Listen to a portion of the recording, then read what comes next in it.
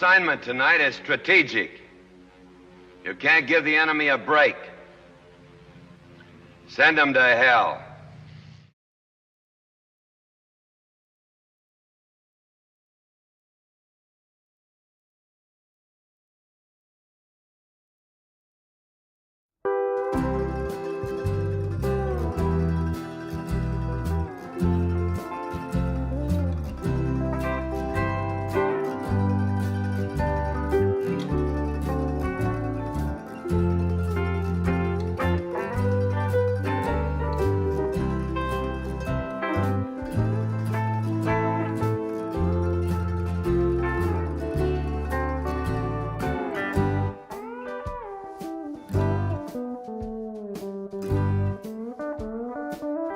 No bar, no pinball machines, no bowling alleys, just pool. Nothing else.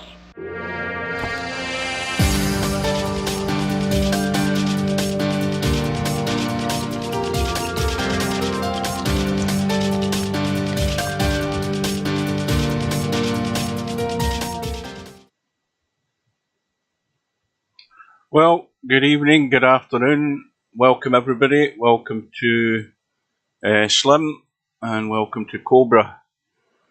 Cobra calling it for Bedhead. It could be close, we don't know. I mean, as Slim says, if LS3 doesn't get anything into her head other than playing the table and plays as well as she's done in her last two matches, she's got absolutely nothing to fear. Nothing whatsoever. If she starts thinking about things instead of focusing on what's in front of her, she could catch herself out. The one thing she doesn't want to be doing is the usual thing, the unforced errors, missed opportunities. We know there's going to be good luck and bad luck play its part, but you don't you don't want to be contributing any of that by yourself, by your own doing. And she knows she has to play at a good standard. Anything less than that, and she won't win. She's got to be as good as what she's been in the last two matches, and if she keeps that up, then anything could be the end result. Steve is going to join us. I'm just going to have a quick look. Just give me a sec.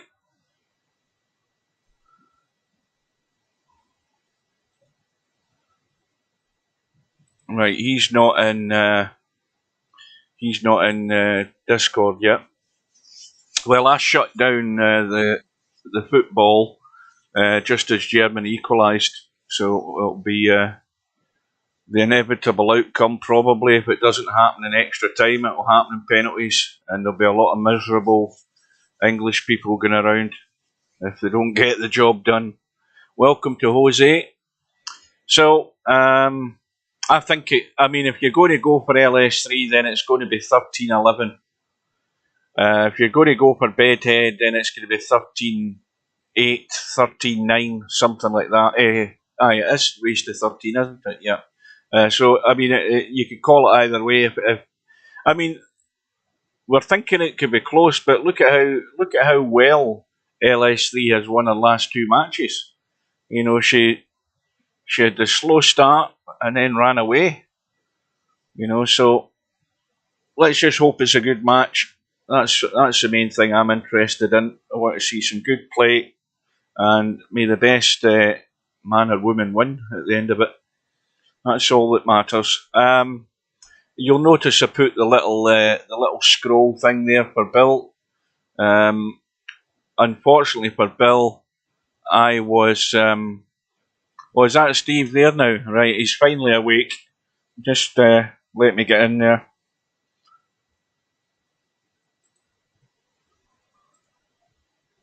Good afternoon. Good afternoon. Yeah, I left that little scroll on the screen. I was streaming the tournament match on Friday night when Friday Night 9-Ball was on, and I missed Bill's match against Mooncake. So this is a special mention to Bill. Bill was playing Mooncake in Friday Night 9-Ball. They lagged off for the break. Mooncake won the lag. Mooncake broke off. Mooncake broke dry. Bill ran the table, and then he ran the next 6, and that was it. Game over. So it was 7 and out to Bill. So that's the first time I've seen that done in any Friday night 9-ball tournament. Any time in Virtual Pool 4. That's impressive. I mean, yeah, and why isn't Bill in this World Championship if he's playing like that? I've noticed, having a wee look at Bill recently, he's obviously getting a wee bit more time at the table, so his touch is a lot better. When you don't get that time at the table, the touch is all over the place, and Bill's feel for the shot has been pretty good recently from what I've seen of him, so it's of no surprise that he's managed to get that feat. I don't think anybody else has done it in a Friday night 9-ball tournament. I haven't looked at the stats. I think that ties for the highest run. I'm not sure. Somebody mentioned it. But anyway, back to the matters in hand. What do you think, Steve? Well, I think it's going to be an interesting match because the last match LS3 played, she played really well. And the last match Bedhead played, he didn't play so well. So if it goes like that, I think LS3 is the favorite. I mean, we'll see what ends up happening. All right. The thing is, LS3 is probably watching this women's football thing that's on at the moment because there's no sign of her in the lobby. She's going to do an albinario, I think. And I think my dinner's coming back on me. I rushed my dinner. I had hoisin duck, which was very nice, with noodles and all that sort of stuff. But I think most of it's in the back of my neck rather than in my stomach. Good afternoon to Stephen. I thought that was Sylvia. My eyes have gone as well. Well, I'm looking at the stats right now, and Rack's high run is Mr. Bill at 7, and then at 5 you have Larry, Albin, Cobra, Gary B, Sneak a Hit, Yuzu, River City, Surgis, and Bucky. Oh well, the Bill's at the top then. Yep, DJ Simon's got a 4. Where am I on that, Steve? Have I got 2? Sylvia's got a 4. Well, let me double check because it may still be loading. There's a lot of stats for 9-ball. I only see 1. Who else do you see at 7? No, I thought somebody else said it. It tied it. I must have picked them up wrong. Well, LS3's arrived, which is a good sign. Bedhead's been in away mode, so we're about a minute away from the room going up. Now, to give you an idea how much VP Mr. Bill has played. He's played thousands. For 9-ball in games, he's got 185,000 and change. The next player in the list is Spectre Don at 102. Yeah. And then the next player, Hooks Are Me, for 82. So Mr. Bill's got significantly more play than some of these other guys. Bill's arrived in the stream. Well done, Bill. Got your little scroll there for you. And the room is up. I don't know whether the cloth's the right colour. Yes, it is. So we're in, and we're ready to go. Race to 13 in the 1 lost side. Lag for the break.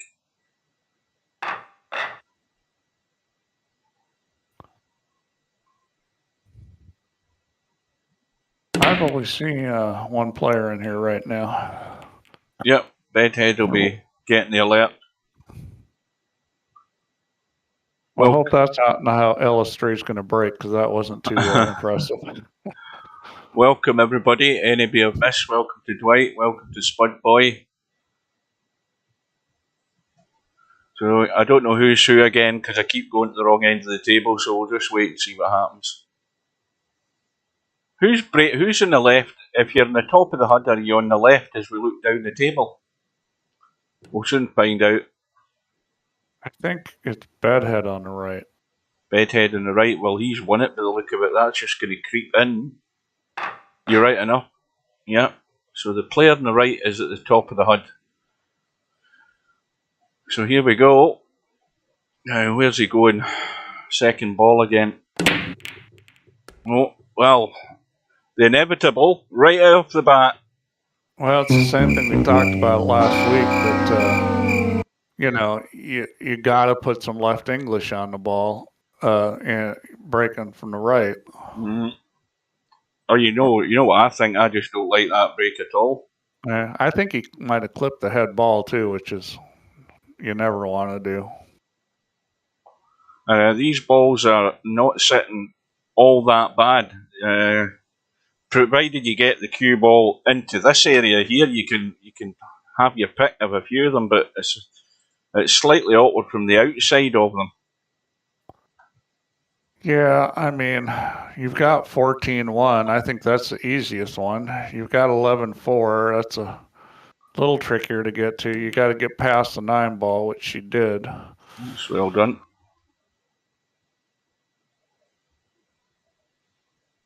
Now,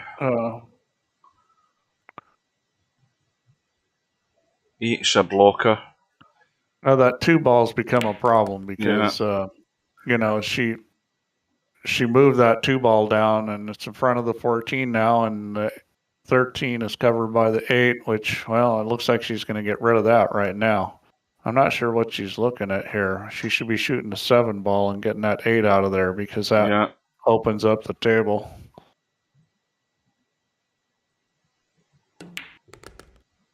What was that? Well, that's fine. Just a simple combo.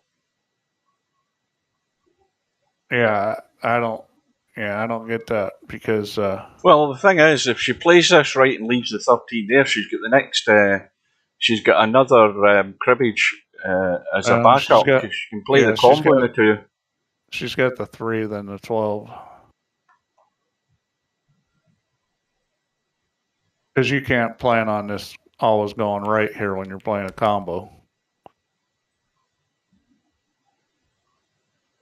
And it's a big pocket where the 2 ball is. The only problem with that is if she uses that 2 ball, she might not hit dead behind the 4. If that's the 14 that's up there, or whatever ball it is it?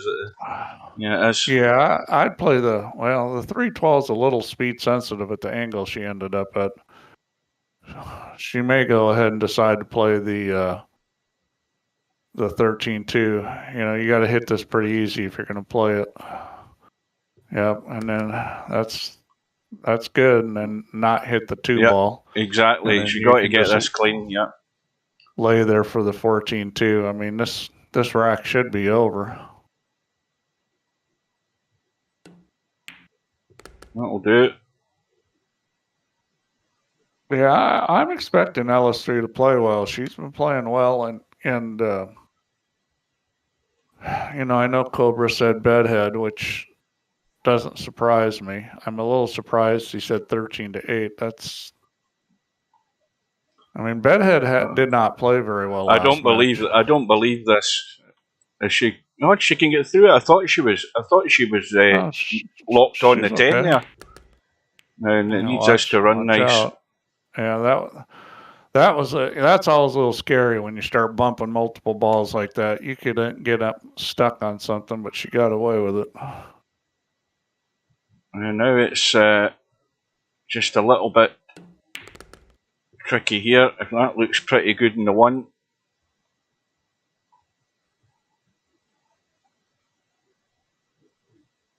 Yeah, she's going to need to bump this 14 or shoot the 14 and play for the... Oh, she didn't need to bump it. Angle is a little better than I thought. Okay.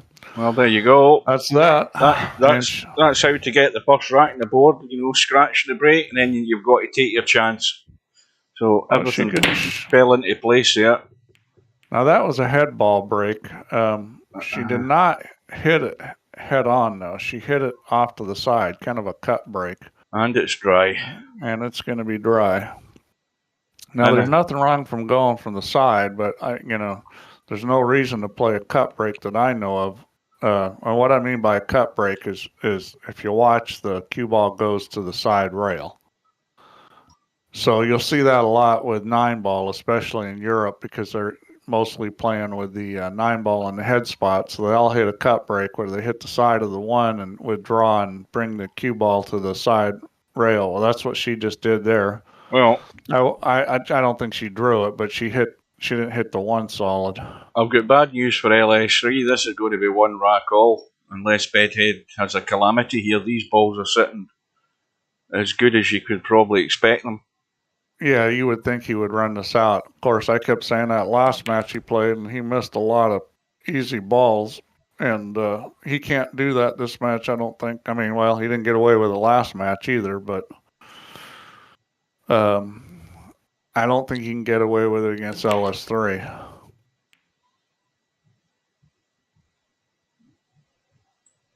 It's funny because sometimes, players are just more confident. He may be coming into this match thinking he's the favorite, or last time he may have been thinking he wasn't the favorite. And sometimes the way you think about it makes a difference in how you play. Well, he was the favourite against Sylvia. I don't think there was many people was thinking Sylvia could be, and she wasn't. In the end of the day, got to be consistent enough and cut out those unforced errors, and she made too many. Yeah, I didn't see that match. I guess I was referring to the last match I saw that he lost. Mm-hmm. So 12-3 is there. The 2 makes the cribbage for the third cribbage, and then we've got 8-7. Yeah, this is over this rack.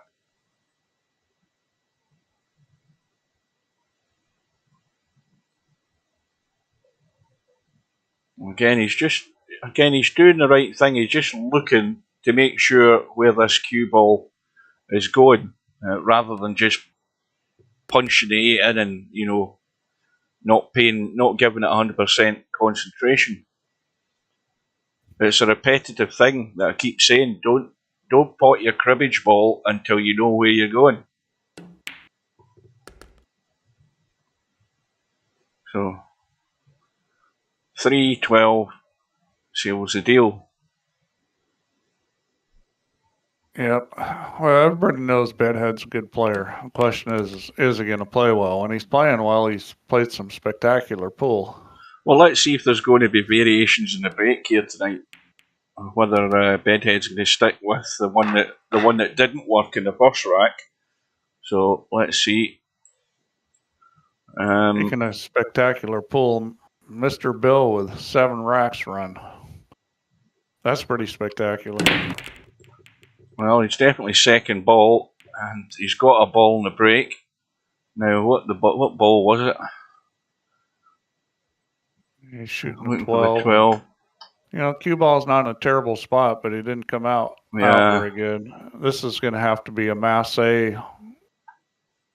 It's possible. Unfortunately, the 12 is right on the rail, which makes it, tough. Yeah, I didn't come up with it. Well, again... Well, this table's not as good as the last couple, so I think LS3 is going to have to work to get out on this table. Obviously, the 1 and 14 look good right now. I'll be kind of surprised if she moves the ball. So, the question is, where is she going to get the other cribs? Well, there is an 11-4, but the 4's tight next to that 2-6. The 4 is tough, and the 9-6 is sitting good. I would imagine she's going to go down and try to get that. The 12-3 is good, too. I don't think she's good on the 12. She could shoot the 3 if she wants. And come back across for the 12. I would not be shooting this 12. 9-6, I think it is. Yeah. Oh dear. Boy. Well, that. I mean, that's a basic error there. You're going to be brushing that ball, and well, maybe she didn't know she was going to be brushing that ball. I mean, maybe she thought it's going to go sideways, especially at that speed. Before it goes forward. And but I see this people not realize that all the time. I see situations where they can go forward with the ball and miss the ball that's next to it, and people don't shoot it because they think it's going to hit the ball. Yeah. And it's not going to hit the ball unless you hit it real easy. Well, because the ball's going to go sideways first. So, I mean, if she did know it was going to hit it, then she was taking a terrible chance by doing that. I got to believe she didn't think it was going to hit the ball. Yeah, but look at these balls in the kitchen. Bedhead has got nothing. He's got absolutely zilch the way this has ended up. You know, got half a dozen balls in the kitchen. There was no shot on for him other than potting the 10 ball. And it's going to be the same for LS3 in a minute, because these balls are going to go in a line and there's going to be absolutely nothing to go for unless she sticks her neck in the block. Well, I mean, I think she's just going to line them up. She looks like she's shooting this 8, which maybe she's going to play the bank on the 7. I mean, that's not a bad shot, really, banking the 7. She could get right down in the short side of this 7 as well. There's loads of room to get there. Well, here's a good thing about this play. Okay, it's going to be a bank. If she misses it, you know, and she just got to make sure she puts the cue ball someplace where there's nothing, or she could go for it. She doesn't have an angle to go for it, move any of these other balls. She might be able to play the 2-4 combo though. She just banks it and stops it, puts it on the end rail. Nice. Well, that's a little surprising. She missed it by that much, based on how we've seen her bank in the past. Yeah, but again, absolutely nothing on. I mean, that bank was sitting really good. I mean, I'm not sure. I'm not sure how she missed it that bad. I mean, that's the first one I've seen her miss. Yeah, well, that was just pretty much hit it. She cut the ball. That was pretty much hit it just straight on. Because it was lined up to go like maybe first diamond out from the pocket, and you know, when you hit it, it's going to shorten up some. But I think she made the right play playing that 8-7. That was a good opportunity. She just didn't execute. You got to be a little careful here. You do not want to give up a shot on the 7 ball here. I think she's doing a smart thing going this way. Yep, that's a good play. Yep, did not move the 8 out. Didn't give up a shot on the 7.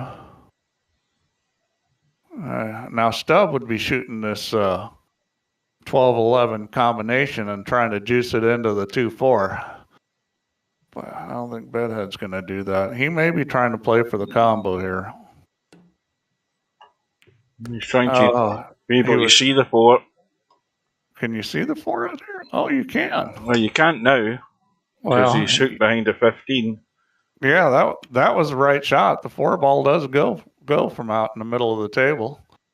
But the speed was bad. He's going to probably play the combination or the carom. I think the carom's probably easier. I don't think he can get enough of the 2 ball. Can he? Let's have a look. He may have to masse it a little. Now, I'll tell you the problem trying to masse this. It's a pretty easy carom. The problem massing it is you may follow the 4 ball in. But the 4 ball's far enough in the pocket, you probably won't. I mean, I'd hit a little masse shot here into the 2. Well, he's not even entering into the thought of it. Yeah.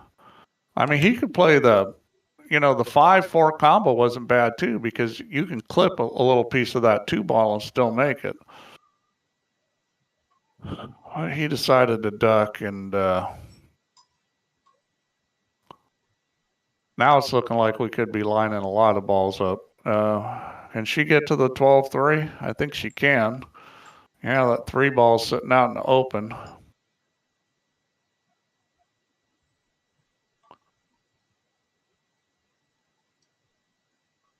She could move this to the right a little bit. Why is she going to the left? She's getting more cut angle.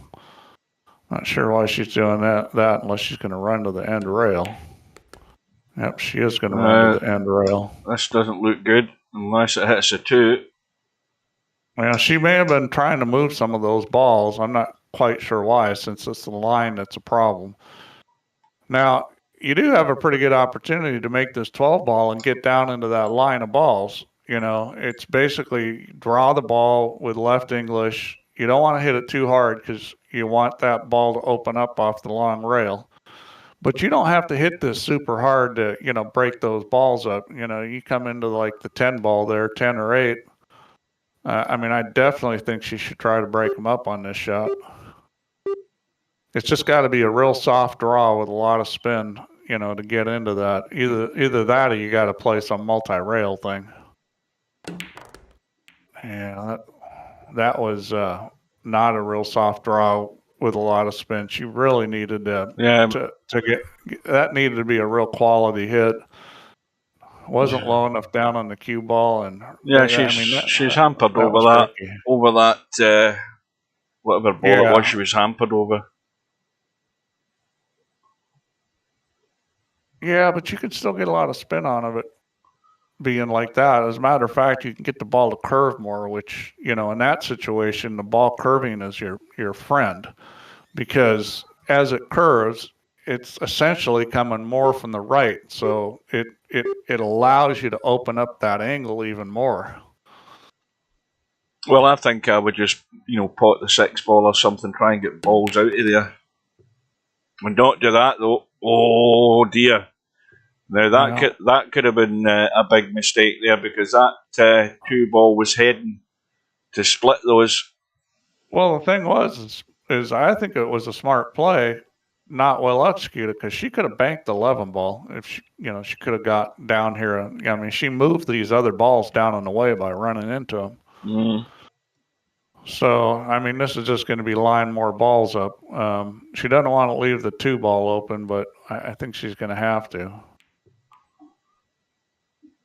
I'm not sure what she's doing there, because she left him a choice now of ball in hand, or I think he'll take ball in hand because it's easier to get on the 13 ball. Just a 3 railer to get on the 13 ball. Now, where's the kitchen line? Right there, I'm just looking to see. Yeah, he doesn't want to shoot it from here. He needs to take ball in hand in the kitchen and shoot the 2 ball. Well, he's just trying to drag the pace off it and get there, but he was able to. That's perfect. That was a nice shot. I didn't think he had enough of the 2 ball to do that, but obviously he did, and he hit it perfect. That was very well played. Really good speed control. And I've seen Bedhead do this in the past, where he exhibits, really good touch. I mean, really, it's a funny thing watching him play, because sometimes he looks like the best player on VP shooting these touch shots. And another time he looks like an idiot, kind of like me in real life. Yeah, that was it was well controlled, because it's one of those, as if you're drawing the ball but you're dragging the pace off it.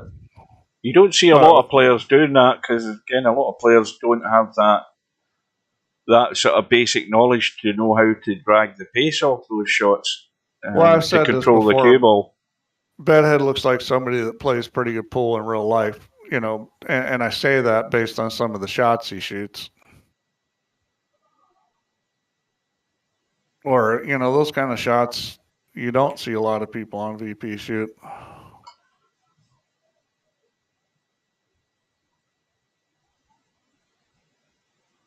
Did we get that right? Was that Bedhead that played that shot, or was that LS3? It's Bedhead at the table now. Oh, was it LS3? Well, I'm not 100% confident now. Yeah, but, you know me. I'm just as bad as you. Because I'm too busy looking at the table and forgetting. Then I forget who's actually at the table. Well, if it was LS3, that raises my estimation of her, because that was a really well played shot.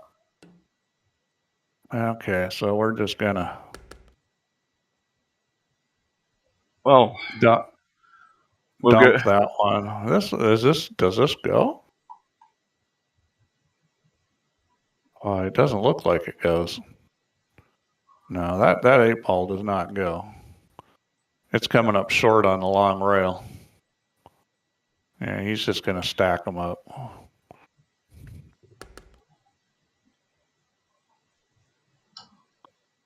Well, I mean, there is opportunity here, but Now,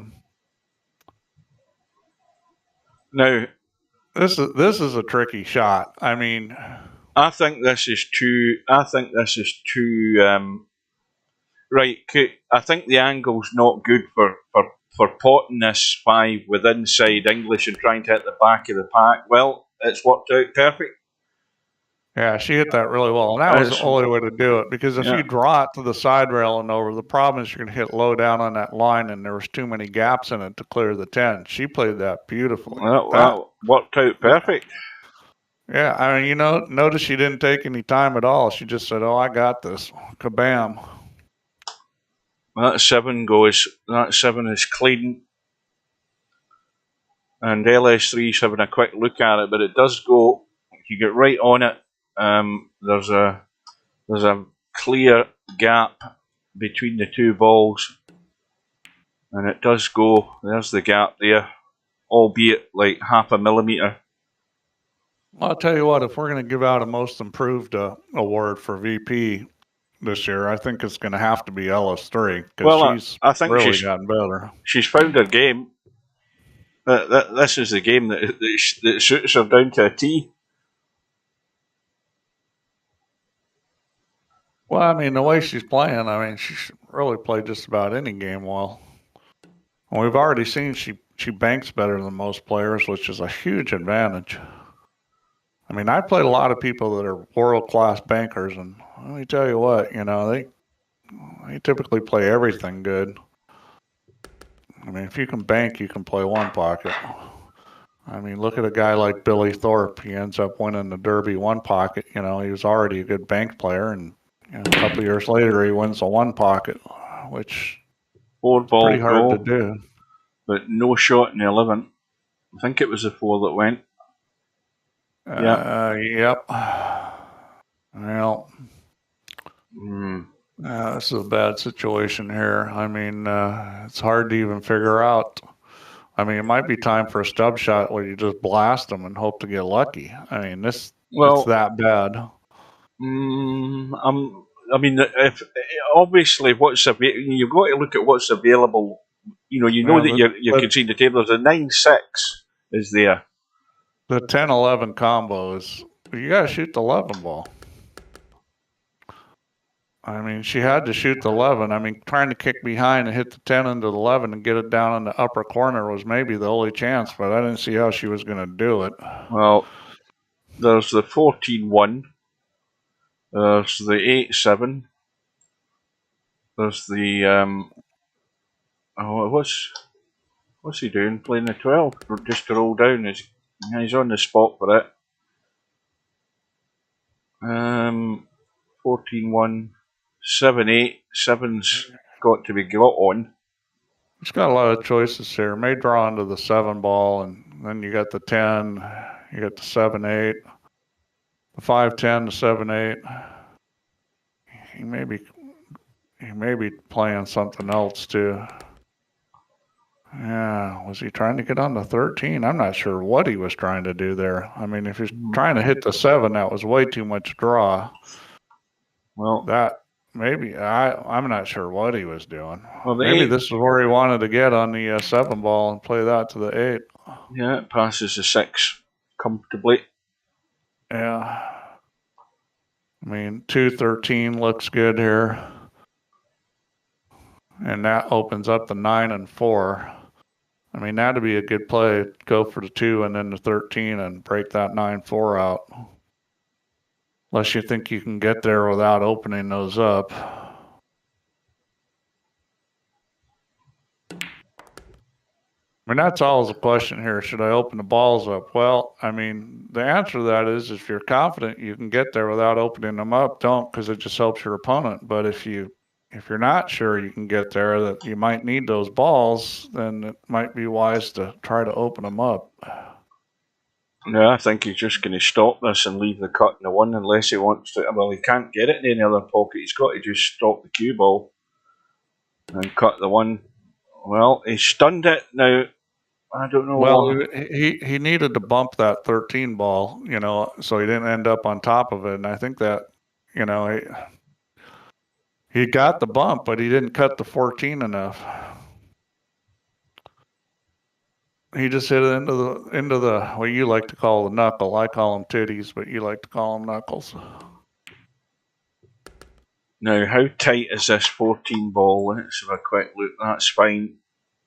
Yeah, it's no problem. I mean, that was just that was a pretty good mistake Bedhead just made. Well, does LS3 leave it? Well, she's run too far if she was playing for the 13.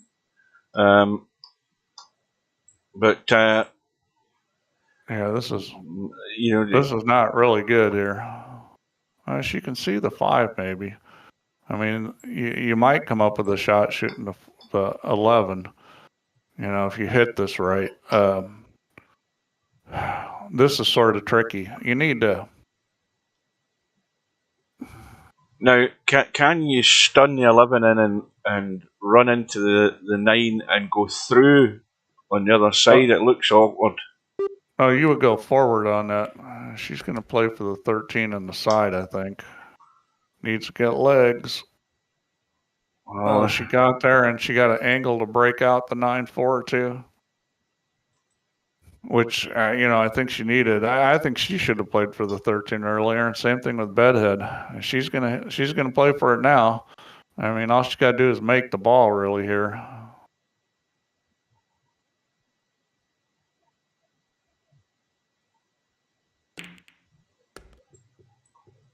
Well played. And she hit it in a way where she got the cue ball to go to the left, which was 10 ball, good too. 10 and 5, not a problem. What we got down here, well, she wants to have an angle where she could drop in behind that 9, but she's actually probably still going to play the 9, I would think. I don't see any reason why she can't play the 9. She can just cut it up the tail. In fact, she can drop into the side easily as well. Although, the only thing is that she's in a position to try to make a play on 11-4 if she stays down here. If she takes 11-9, it may be hard to get in a position to play the 4 and 11. She had 2 chances. She was originally had a chance on that 4, and she could have played shape on the 4. So the problem doing it this way is that it's going to be harder to get that final crib. Well, that. She's going to have to run. I mean, what do you do? Do you run 3 rails and try and run into the 11 and the 15? What happens if you pot the 15 from this shot? Does it just get spotted and you concede the table? Yeah. Oh dear. You could do that. Oh dear. She's taking her eye off the ball there. And she might have been planning to play the 4 off the 15, which will go. You got to hit it hard.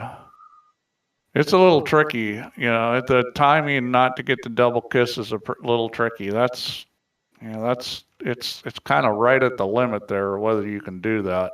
Yeah, that's the sort of unforced error that she needs to keep to a minimum. Well, Bedhead gave her this rack, and she just gave it back. Yeah. Of course, we'll see whether he can get on these. I mean, this is no guaranteed getting on this cribbage, and he got not good on this 6 ball. That's not where you want to be. Yeah, he's too straight. Not only is he straight, he would be better if he was straighter. I mean, this is terrible the way he is. You really couldn't put the cue ball at a much worse angle on this 6. Why not amp it up and draw off the 6 with bottom right English to get the cue ball to fizz into this corner? Well, that's what you're going to have to try to do. He didn't. I mean, because it was really sitting crappy. Let's see. Maybe he's going to try to play some sort of safety here. I mean, if you can hit the 4 and go behind the 15, although if you were going to do that, you would think he would have brought the cue ball down closer to the 4. Mm-hmm. But that would have been the play there, is just get the ball down there by the 4 and then hit the 4-up table and put the cue behind the 15. Now, I can't believe that he thought he could bank that 11. Let's see that again. You know what? This is really a case of people playing so much cribbage where they didn't have to play safe, or the idea of a safety was line them up. That, if you were playing 9 ball and you were in that situation and stuff, you would be going off that 4 ball and putting it behind the 15. Of course. Yeah. I think these players just aren't thinking that way because they haven't been shooting those shots much in cribbage. But that was the shot, was to play safe and stick them on top of that 15 ball. I'm surprised that Bedhead thought that bank went, because there was literally no room to get that ball by the 15, the 11 ball. It was not the right play. I mean, it was a simple safety. If he gets that cue ball down, within a couple feet of the 4 ball, he can just easily just stick it on that 15, or it's just in jail. Well, try again. I mean, what are you going to do if you're stuck on that 15? All you can do is nothing. Bump it. You can't really go anywhere without giving up a shot.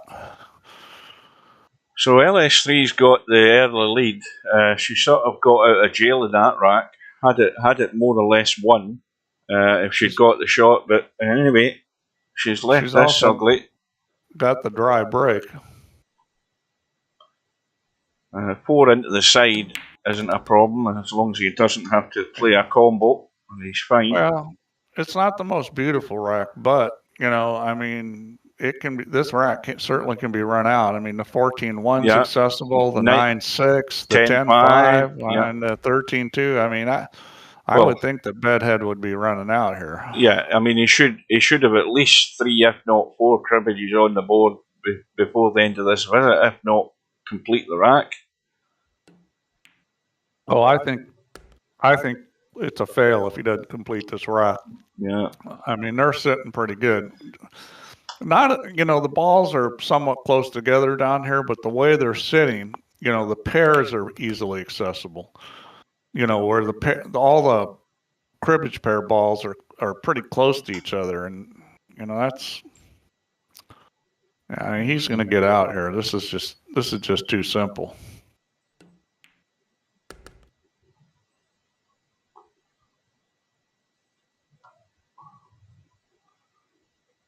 Yeah, imagine he's going to play for the 14-1 next. Oh, goodness me. Well, that is a huge one. And I don't get that. He's putting a little English on the ball. Yeah, and, I mean, look at where the cue ball is. Flat. He only had to just drop through and come out sort of somewhere round about here. He was on either of them. It's kind of a stabby looking stroke. I mean, the thing is it looked like he was trying to hit it easy, and he accidentally hit it hard, and because of that, he got a lot more squirt and overcut it. Definitely strange. It certainly was not a difficult shot. Well, going back to what you just said a minute ago, Steve, you said Bedhead should be out. It's a bit more of a mess now. The fact that LS3's on her. Oh, sure, and she does. She also, she also wasn't starting with the same count. I mean, she's going to have to work to get out here. So, I'm not quite sure what she was trying to do there. Obviously, trying to get behind the 7, play it up table. She's going to have to play the 2 and the 13 here. I mean, I didn't like that shot. What I would have done there was hit the 2 with a little bit of stun draw and a lot of left English, and taken it 3 rails around for the. I would have shot the 2 in a side pocket and gotten 3 rails for the 13. But she couldn't because she was on the 7 ball as a cribbage ball. Oh, yeah, my bad. I thought she was on the first ball. Yeah, well, obviously. My brain's out to lunch. Cobra, what's the final score in that game? Did England win? Did they get a goal late on, or did it go to extra time? Well, they won 2-1. Thank God for that. But then again, now we'll not. I mean, we haven't heard anything but England since 1966. We're not going to get this for the next 40 years. I'm glad I'll be dead before that finishes.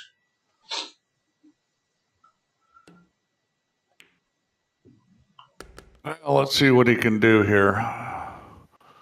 Well, he's sitting in a pretty good spot to break these balls out. I think you want to hit into that 15 and then just try to stop the cue ball there, because the 13 should go to the corner pocket.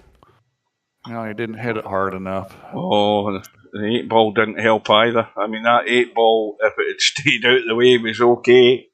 Well, the 13 wasn't going to move too hard because it was hitting like the 8 and then the 7 or the 10. I can't remember. It was hitting 2 balls, and they were both shoving it kind of side rail towards the corner. I think he should have hit that a little harder. Well, that's. So now this is where LS3 has to grab the bull by the horns and maybe take a risk. Get rid of that 7 and leave the angle on the 8 into the side. I mean, to me, that's the simplest shot to play. That or play the 8 and bump the 15. That's perfect. That is perfect.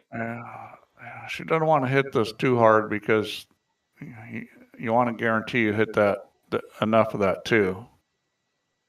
But you can't baby this on the other hand.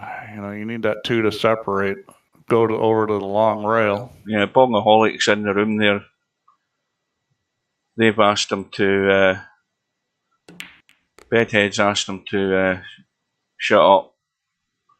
And he's watching the stream as well. Why the hell's he in the room? That's what I'm wondering. And this has gone funny all of a sudden. Well, I mean,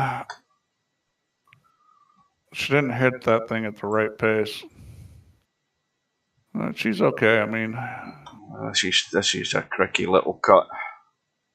Well, it's the tricky part's getting on the 2, and that is, and that was pretty well done. It's a wee bit. I mean, it's just picking that light. I'll see these shots, Steve. I don't like to spend a lot of time over them. I look at it and I go by instinct.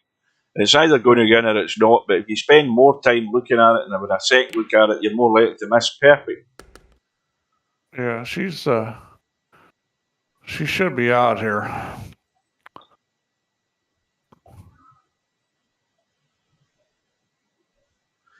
Well, there were some mistakes that rack. They both made mistakes. Yeah. I think it doesn't matter how many mistakes you make in the rack, as long as you come out with the rack at the end of the day. If your opponents make the mistakes as well, but you're coming out on top and you're suddenly 4-1 up in front, then you'll accept that. Well, yeah, you will, but unfortunately, you cannot plan on that. You can't plan on your opponent screwing up. If that's your game plan, then it may not be a winning game plan. Well, now it's about holding Bedhead off, but by not doing that. See that? I mean, she's missing the head ball. Okay, she's not hitting the head ball dead on. It got cut again, and when it gets cut, the ball goes towards the rail. Yeah. Now that one only got cut a teeny bit. That's why it came back, and 14-1, 10-5. That's a 14 next to the 5 ball, so you get 14-1, but the 1's a tight gap to get into to get on that one. 9-6 is even easier.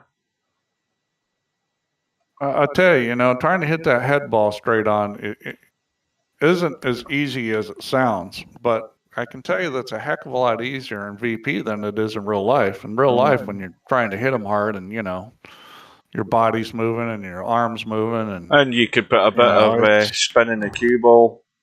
It's very difficult to hit the head ball solid in real life. You see guys like Shane break and he makes it look easy. I tell you, it's really amazing how well he breaks. But I would think in VP that you could figure out how to do that where you're not, off to one side or the other and having those kind of issues. Oh, I had an idea the other day, Stephen, and when in fact it was the other night there in the stream, and I proposed a feature for Virtual Pool 4 online that you have on Virtual Pool 4 offline, but you've taken it out of the game and online.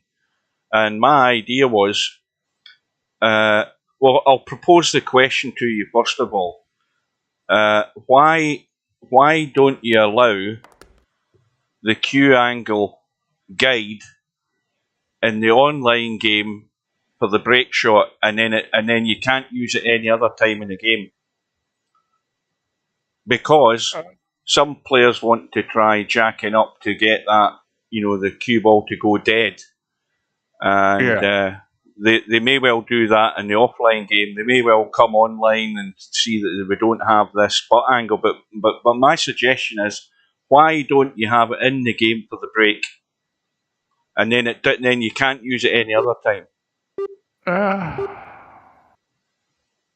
Might be able to do that. I mean, well, I know I can do it. Of course, I start wondering things like how many customer support messages am I going to get? My angle gauge only works on a break. Well, no, you just put that in the support page in the change log, and then you hope they read it. And if they don't, that's their problem. But I mean, I think it's a viable suggestion. I mean, it certainly would be useful there. The break in VP is a lot different than the break in real life, because in real life, you actually have a dynamic butt angle. Mm-hmm. Because the way you break in real life is you're dropping your right elbow. So if you watch most guys break like 9-ball or 10-ball in real life, when they mark the ball with their Q-tip, it's at the very bottom. It may be in a place where, like, if you hit it there, it would miscue. Some people even mark down on the table, where if they went straight, they'd tear the cloth in half. And the reason why is because in a break shot, you drop your elbow. That's one of the ways you get speed. So you're snapping your wrist and dropping your elbow. And so what the Q-tip actually does is, the elbow drop makes it go up. The snapping of the wrist makes it snap down. So it's actually kind of doing like a wave motion. But the dominant direction is it's moving up, and that's why people mark low. That's not something that we do on VP. I mean, the butt angle is set, so it's a little different as far as what happens when you break. Well, my follow-up question, and the reason I asked that question to start with is because I started thinking about how the pros break, 9-ball or whatever. And my question is are the pros breaking at the same butt angle all the time? Is the mechanics of the pros break, or does he change it to get? We're not talking about a soft break. What I'm talking about is, does he change it, deliberately? Is he thinking about that, or is it the same mechanics all the time, and then it either works or it doesn't work? It depends on the break. See, because initially what most people are going to try to do is they're going to try to break without a lot of body movement, and in that case, you're basically just doing a wrist snap and dropping your elbow. But if you want to break really hard, you have to move your body, which involves standing up. So, you're getting on your left leg, and if you're a right-hand breaker, and if you watch them, their heads come up. And if you watch Shane does it, he does it in a more controlled manner. I mean, if you watch somebody like Jeff DeLuna break, where it's just an awesome explosion, there's a lot of body movement there. So that changes things, but it's harder to be accurate, and with everything, including the butt angle. So it's the way pros break varies. They're going to try to if they can get the break to work with less body movement, they'll do that because it's more accurate and they can repeat it better. When they start moving their body, I mean, they're still trying to get a repeatable break with, hitting the cue ball in the same spot they want to and having a butt angle they want to, but it's harder to get that when you're moving your body. Mm-hmm. But, I mean, and that's why if you see guys start breaking really hard, you'll see that they're going to be less consistent with the cue ball position. Uh-huh. There's a question for you, Steve. One Pocket Slim says, no names, but I wonder Oh, what's God. the silliest support message you've received. You There mu- just can't believe it. But there's got to be some good ones that stick in Oh, the there's some memory. incredible ones. Well, Well, I mean, a one that's been consistent over the years has been this game is rigged. You know, the computer opponent gets up and the balls, there's a extra gravity in the pocket and the balls go in when they shouldn't. And, you know, I mean, it's. Are you sure that wasn't from Stubb? Because that sounds like a Stubb question. Well, I mean, the Turks have had plenty of support messages along those lines. I mean, just stuff that's you're like, huh? But I don't know. I mean, one of the first and funniest support things that ever happened was once upon a time when we first came out with VP, and we're trying to do support, and you know, it had only been out a couple weeks, and we get this customer, and we're trying to understand what they're saying, and So what you're saying is you're Scottish. well, what it makes you realize is you kind of have to start at the basics with some people. I mean, people get insulted when you say, "Well, you know, did you do this?" Oh, why are you asking me that? You think I'm stupid? Well, after you get somebody that, you know, you talk to them for 5 minutes and you realize what they're seeing on the screen is the DOS prompt and they don't know what it is. so you know, the support will ask a lot of stupid questions up front because you don't really know the level of somebody's computer system competence. And if you don't ask those stupid questions, then you sit there and waste a lot of time because it's something really basic. Like I've had people that didn't understand the difference between the installer and the executable. They thought the installer was the thing that ran the game. Well, the game won't run. No. They're running the installer. Yeah, I mean, that's an obvious mistake. Yeah, I mean, there's been some crazy stuff in support. It's just, Right, and there's been a lot of abuse too. People cussing and screaming, and yeah, just there's a reason we don't do phone support.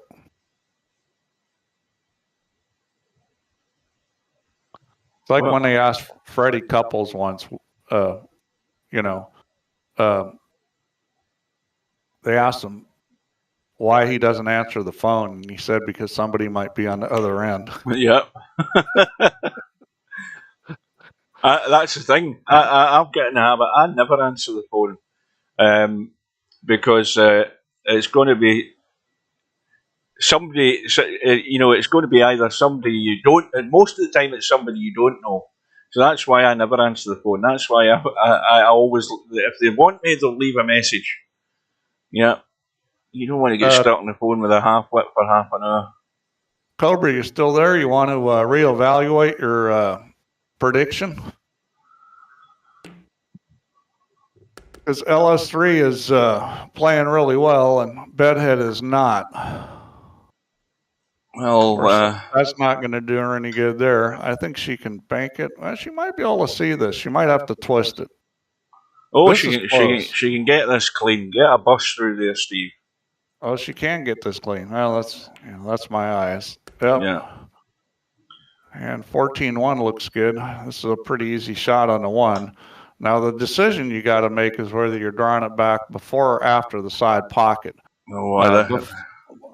She's going before, and that was really well hit. See, that's a nice soft draw. That reminds me a lot of Cobra there because he's got that really good draw control. And she went you got to go way down on the cue ball in that shot because otherwise you can't draw it before the side pocket, you know, and as you've said before, Hugh, going way down on the cue ball is risky. Yeah. And she hit it beautifully. And it's why most players overdraw it 9 times out of 10. But you know the control on it is getting back to the usual thing. It's been comfortable with your mouse settings, and it's just a natural thing. It's just a muscle memory thing when you play it. You know, you've got all the confidence in the world to play those shots. I think it's safety time because What's she trying here? There's nothing good that can happen. Well, she's trying to break it out. Got loads of left on it. Look for a nudge. She may just be figuring that the worst thing I'm going to do is line them up, and they're already sitting bad, so might as well go for it. I mean, she wasn't going to move the stack, so I mean that might not have been that bad an idea. Well, the 7 doesn't go as far as I'm concerned. That's, I mean, with the best will in the world and whatever angle you want to move this camera, you're never going to pot the 7. Well, you can make the 7, but it would be something wild and crazy, and I don't think she's going to do that. You got to kind of think, where can I roll up? The 3 is loose. You don't want to open up the 12. She may just, this is a tricky shot. You can make the 7 and roll up on the, make the 3 and roll up on the 7. She made the 12. I think that was a smart play because that gets rid of the 3 and the 8, or the 12 and the 8, or the 3 and the 8. Yeah, the 3 was open. No. Now he's got a nice bank shot here on this 4 ball. Now the trick with this bank is when you're coming across at this angle, it's going to put right spin, so that ball is going to open up more. Yeah, he's taking ball in hand. Well, he must be playing some sort of safe, unless he's going to make the 11 and try to get on the 4 for a bank. Now he may be playing the 7 and then the 8 bank. I mean, the 8 goes. Yep. And he left it a little bit low, but he's okay. You can pot this. Yeah, that's well. You got to worry about the kiss. That's the problem. I would have tried to come back a little higher, but he's okay here. You just have to deal with the kiss. Oh, he can pot it straight. Really? Yep. You can get the meat of the ball to get it in. Boy, he was able to throw that. He hit that with a lot of English. That's why he hit that with English, because he needed to throw the ball. That was a good shot.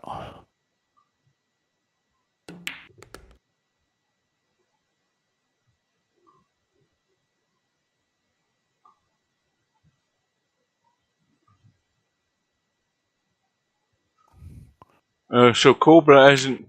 Cobra says not yet. Presumably that was Cobra answering your question that you asked a minute ago there, Steve, about whether Cobra was prepared to reevaluate his assessment on the match score prediction. Well, she's going to be at 4 after this for sure, because that 11 and 4 is like sitting there just waiting. And if she plays the 4 ball first, then she can potentially get a breakout on this this stack too. Now she's going that way, which yeah. I mean, she can break it here. It's just not so wonderful. Because if she hits the 15, which I think she's gonna, she may not break it. Yeah, that's the problem. She should have shot the 4 in the corner and shot the 11 in the side. Well, this is going to be stack them up.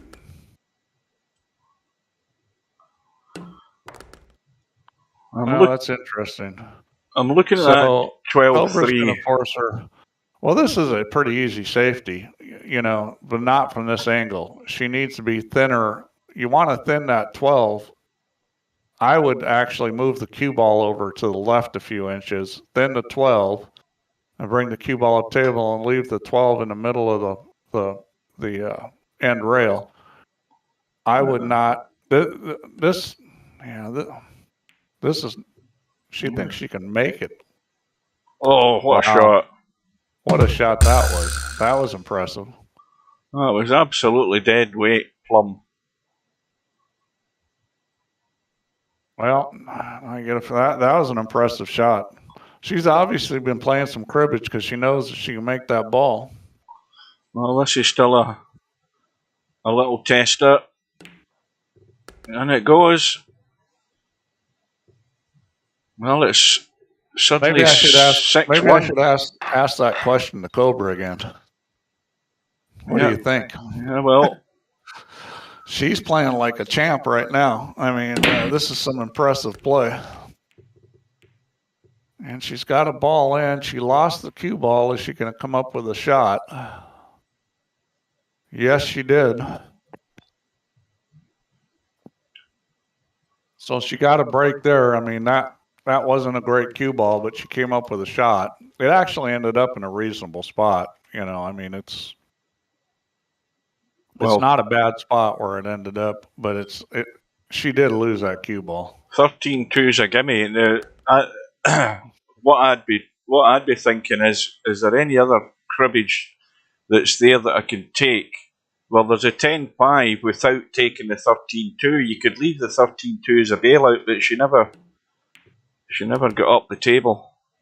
Well, you know, I said this before when she played so good in one of her previous matches that these guys, if they're watching this closely, that you know they may get some fear of LS3, and I must say it again. I mean, if you guys aren't a little scared of this, then you ought to be, because. Well, it's going to be 5-10, I think. 10 ball there. Drop in behind the 10. Hit it up table. I wonder how her real life pool game's going. I know she plays in real life and she's trying to get better. She's certainly getting better at VP. Well, my criticism of LS3 and a few of these big tournaments, the 9 ball and things in the past, was that the criticism would be that she didn't always apply herself. I think she. Oh boy. Yeah, I mean, and then you do something like that. I'm blaming that on you. That was commentator curse. Yeah, that was your fault, Hugh. I think 9 ball she sort of maybe loses interest. This game gives her more to think about, and it actually probably has worked in her favour for that reason. But that's another unforced error. But again, even though she's made the mistake, all the pressure's on Bedhead to take this out. You know, he's the one that's going to have to produce sort of flawless for a few racks to get back in it.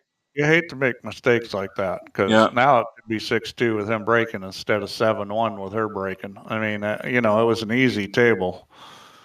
Now, you know, the one thing about this game is, when somebody's got a table and they screw up, it doesn't necessarily mean that it's easy for the other person, because they need to get a lot of cribs. And, you know, if there's balls tied up like that 14-8, then it may not be quite as easy as it was for the original player. Now, of course, on the other hand, you know, we've all seen where, you know, it's 3 easy cribs and 2 15 balls, and it's really simple for the second player. So that's not really a hard, fast rule, but we've seen it where somebody has 2 or 3 cribbages and they mess up and the other person doesn't have a lot. In this case, I think he's potentially can get out here. That 14, you know, the 14 ball and the 8 ball both go down up in the corner up table. So I would think he should be able to get out here.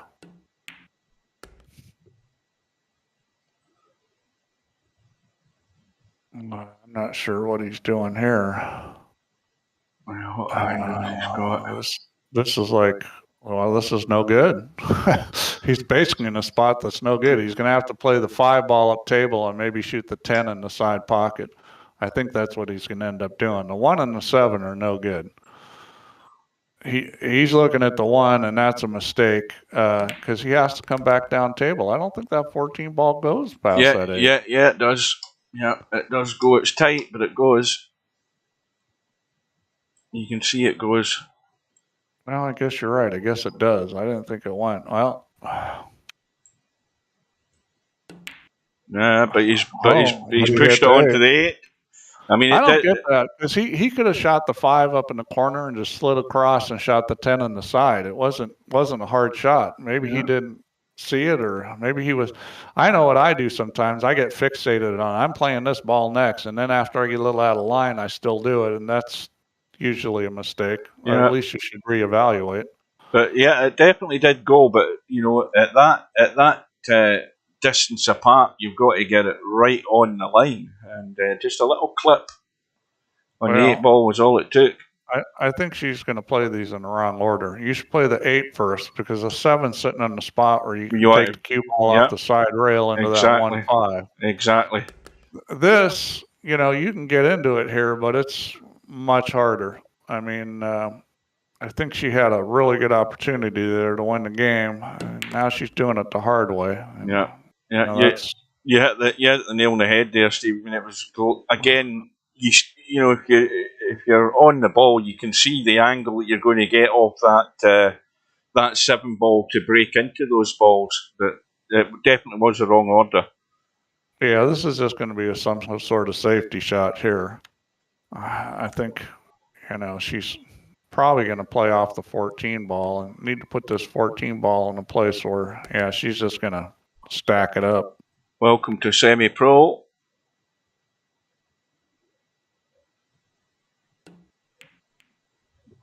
Well, by not playing the right shot, she lost her chance to win the rack. Basically, it was a big opportunity to win the rack there. It does, yeah. I mean, now she's going to have to play this game for a while. I mean, it was a great opportunity. Now, here we go. The ball in hand, Bedhead's going for it.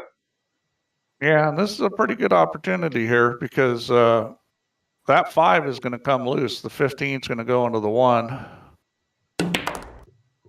Well, the 5 didn't move an inch. I said it would come loose. I didn't say it was going to move. It never moved at all. But he's okay. He's got a shot. Yeah, he almost got screwed by that 15 ball. Now, that would have been a little unlucky. And LS3's she had 2 chances to win this game. She dogged that 1 ball and gave the rack to Bedhead, and he couldn't get there. And then she shot the wrong shot. And that's going to cost her. What rack was this? Rack number 7.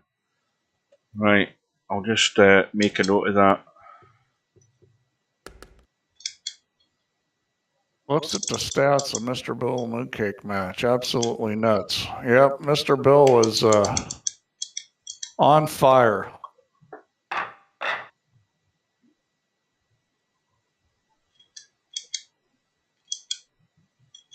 Well, let's see what Bedhead can do here with the break. He needs a good break.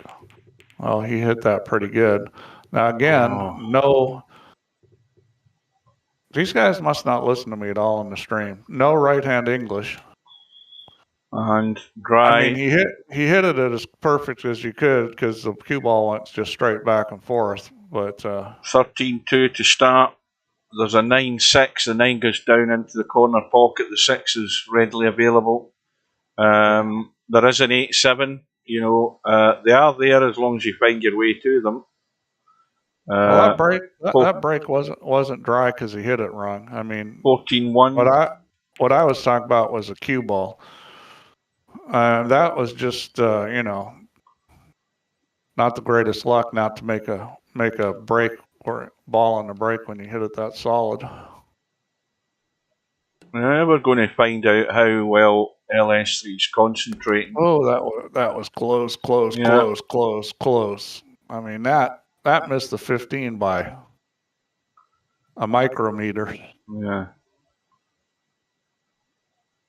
Again, it's the thing I mentioned. Is she doesn't want to be doing anything else other than thinking about what's lying in front of her here on the table.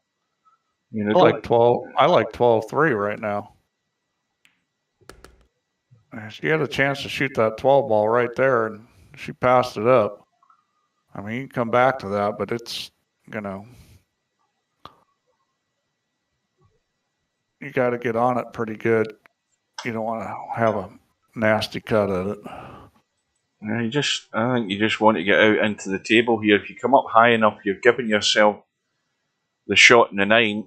Do you want to try and come back off the 14 for the 7? That's what she's doing. She got lucky. Well, I mean, it's finished a bit ugly in the 7, so she's going to have to... She's got the 12 and the 3. I mean, that's not a bad shot. playing for the 12 ball from there. It's just a little bit of right-hand English to pull the ball back and, you know, let it roll up. She's going 9-6. Yeah. Now, see, I don't get this. The 3 to the 12 is an easy shot.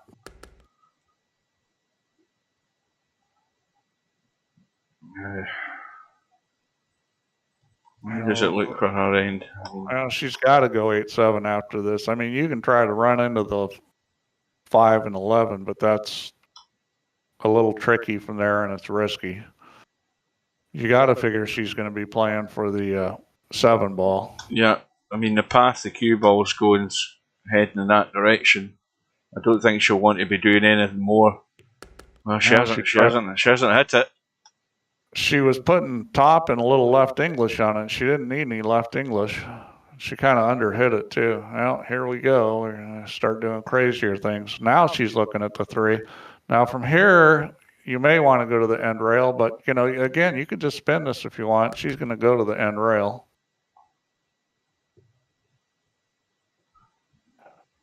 Right, so this takes her to the 4th cribbage with an open 7 and 8. Now again, the cue ball's going across to where you would want it for the 7. Well, see if she learned anything. She's got to put a little more speed on this. There she goes. That's better. And that's a nice little angle. That time it was just straight top with a little more speed. That's how she should have hit the 9 ball. Well, she learned after the last one.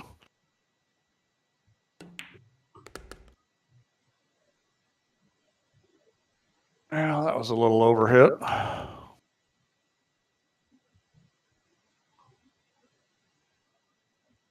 Yeah, she's had this shot enough that I don't think she'll have trouble with it. It's just beyond the 50-yard line.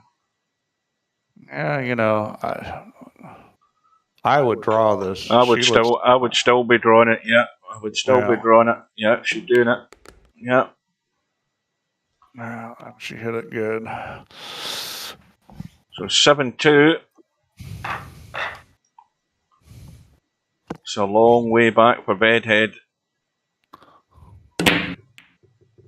9 ball has gone in. Now that and another ball's gone in. The 1 ball and the 6 is available, and the 7's gone in. The 8's gone in, and the 7's available as a combo. So straight away, she just needs to gather her thoughts about what's there and what she's to play. So where she's sitting now might be as good as she'll get on the 7 combo. The 12-7.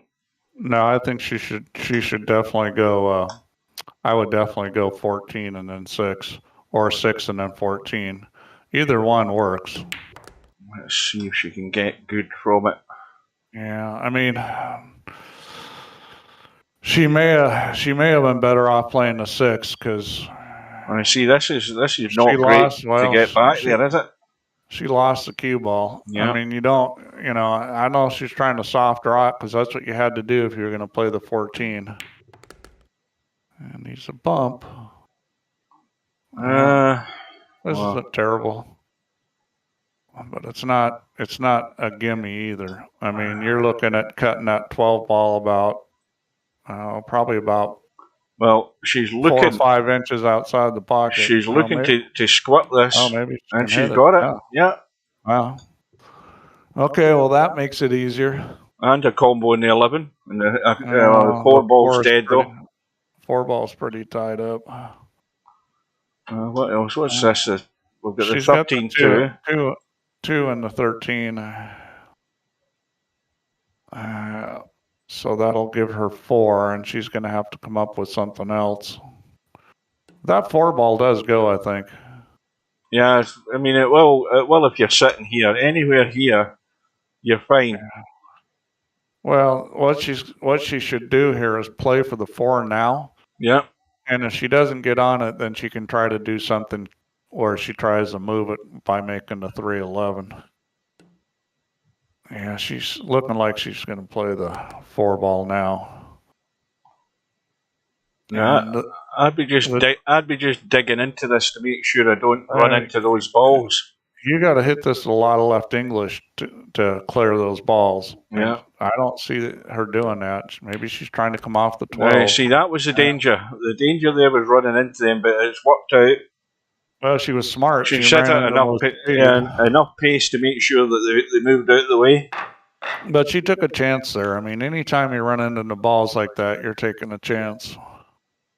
Well, it's 8-2. We're waiting on Cobra's re-evaluation of the situation. It's still not come in yet.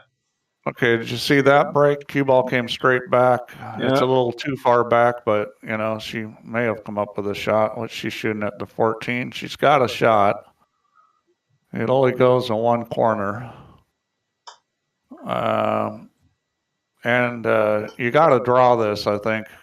Otherwise, I think it's a scratch. I think you have to draw it and try to draw it into the 7 ball. I think I don't think you can get to the end rail on that shot. Oh, a shot. Yeah, and she did draw it into the 7, huh? That was well played. That was not easy. No, that was no gimme at all. I'm telling you, LS3 is hunting Bedhead here. He's just about trussed up and skinned. This is looking like a thrashing. So 12 ball, not a problem. Where's Cobra? You want to reevaluate now, Cobra? She's on 8. Are you hoping for a 11-0 run? 13-2, and there's a 10-5, which when you play the 2, you're on the 10 ball. That's a gimme. What does fair play to her mean? It's Brit speak. What does that mean here? Fair play to her. You know, she's doing well, basically. You know, Cobra wasn't expecting her to keep up the standard that she's had in the last 2 matches, and I like my description. She's kicking ass. Yeah, that sort of puts it in a nutshell. Yeah, or she, at the moment she's handing him his ass, as the Americans say, or ripping him a new one. Yeah, she's drilling him. That's what she's doing. Yeah, well, it isn't over, but we haven't. That's the one thing that we haven't seen in this tournament. We haven't seen anybody that I can recollect who's come back from like 4 and 5 racks behind and won a match. You know, it's tough in this game, and you know, really the way she's playing, and she'd have to like. Oh yeah, she'd have to have a meltdown. Yeah, I mean, because he would need a lot of help to come back from this. She's a little funny on the 7 ball. It looks like she's maybe going to shoot the 11, which I think is probably a wise choice. She's putting a lot of draw on this. Boy, yeah. I didn't like the way she shot that. Yeah, neither did I. Yeah, no, that was the wrong way. All you got to do is a little bit of left English, maybe a touch of top and left English, and come back across the table for it. I mean, that was just. Well, yeah, I mean, every once in a while, I see her do something that's just completely wrong. I mean, she's playing really good. That was completely wrong. So, Bedhead's needing everything plus the respot of the 15 ball, so they're all there. So it's a simple must. And no other outcome is acceptable in this situation. Well, that was a shocking choice because she had just a standard shot to go forward with English and come across the table for that 4 ball, and she shot some crazy shot. I don't know whether she was worried about some sort of scratch in the side pocket, which is why she was taking evasive action. I don't know what she was thinking. There was no scratch. She may have been worried about, you know, getting behind a ball, but really, you know, you run at that 8 ball, it's pretty hard to get behind it. I thought he was right on the. I thought he was right in the knuckle there. He almost did. He hooked himself. I mean, she could have run right at that 8 ball, and it's really difficult to hook yourself from that angle coming across. She may not know that yet because, you know, I've kind of learned that lesson being around really good players. You know, I've done a shot where I was trying to avoid a ball, and they're like, you know, you run into that ball, you know, you're not going to hook yourself. And I think about it, go, you know what, they're right. Mm-hmm. So this should be fairly straightforward to get back on the 15. Is he going to go square or is he going to run up? I think he's okay. Yeah. Oh, yeah, he's fine. Well, that was a big game because 9-2 versus 8-3. 8-3 looks a lot better, and he's breaking. Well, So this has got to happen now for Bedhead. He's got to break and run a couple of racks. I think he's got to start because at least one ball is going in. That was the 15, and remember, Oh dear, you don't get to keep shooting on that. Yeah. Oh, disaster. Which I don't like that rule. I think if you make the 15, you should get to keep shooting. Well, that's like it's like playing with rack money, isn't it? 9-ball, the 9-ball goes down and break, or the money ball goes down and break comes up. You still stay at the table. Yeah. I think right about now, Bedhead would probably agree with me. Well, let's see if she recovers from that mistake. I think she will. She doesn't seem to be getting too shook up in these matches. She may not even realize it was a mistake. She might have thought it was unlucky. That's the Brits' favorite saying is unlucky. The problem is 99% of the time when you're saying unlucky, it's not. Every once in a while, it's really unlucky. That certainly wasn't.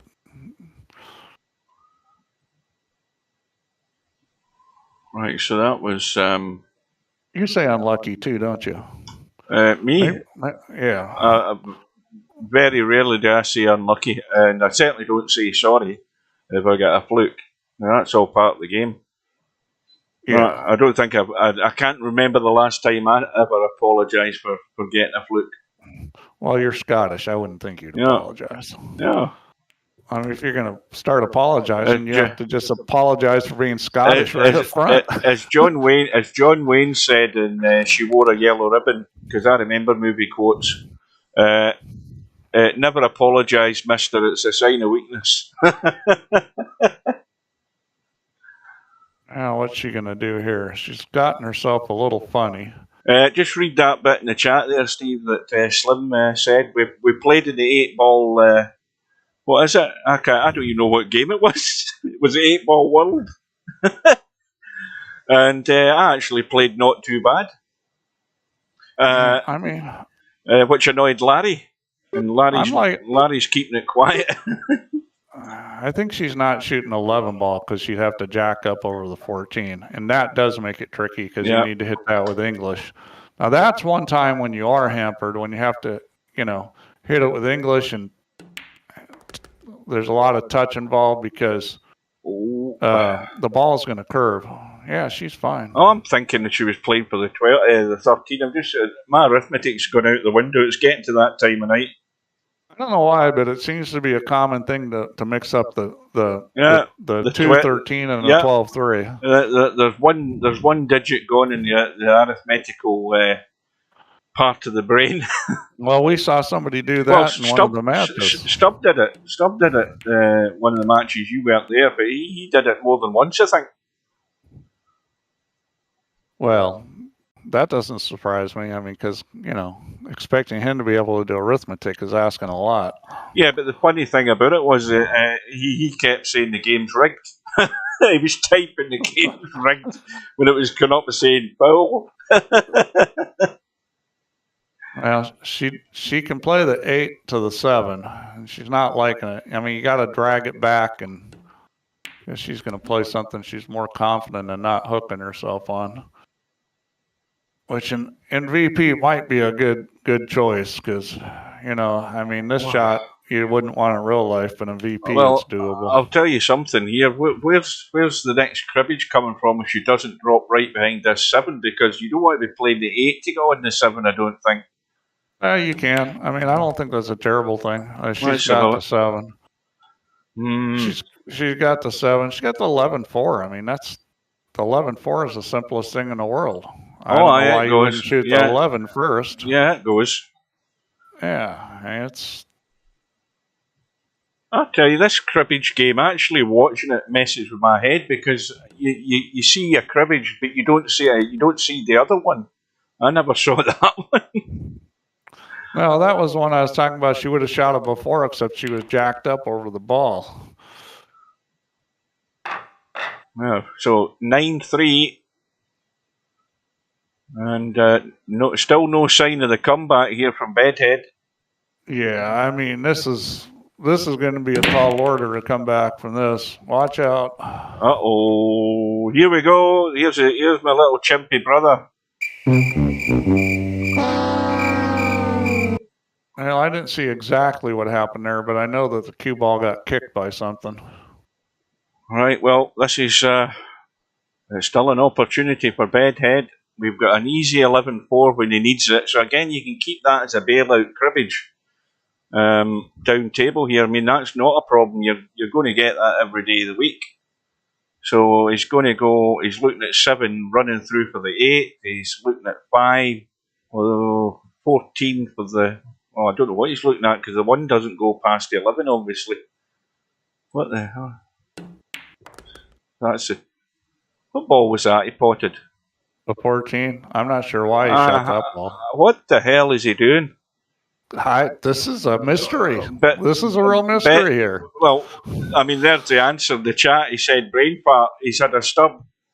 I mean, that is just crazy. Was he thinking that 1 plus 13 is 15? He's maybe not realised the 11 ball's over the pocket. Well, we're going to find out if he can bank. This is a tricky bank. You got to hit this with low, and he's trying to follow it in. No way. You got to hit this perfect to follow this ball in. Oh, he's trying to bank it that way. That works. What a shot.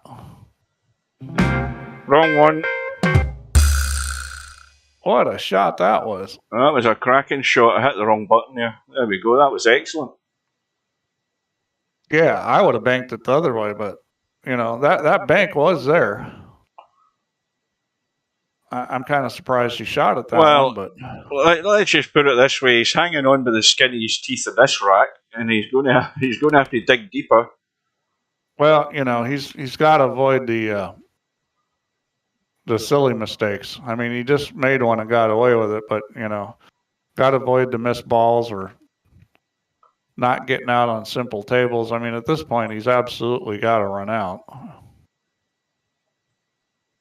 Right, so he's got this 4. Now he's looking at where the next cribbage is coming from. Well, I mean, 12-3 is real easy to play from. He shoots this forward, just stops it, and then goes forward and then to the other long rail, and he's got the 12, right?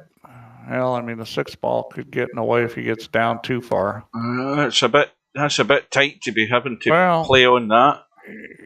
Yeah, but the problem is you didn't stop it. He tried to get perfect, and you try to get perfect, and you can get yourself in trouble.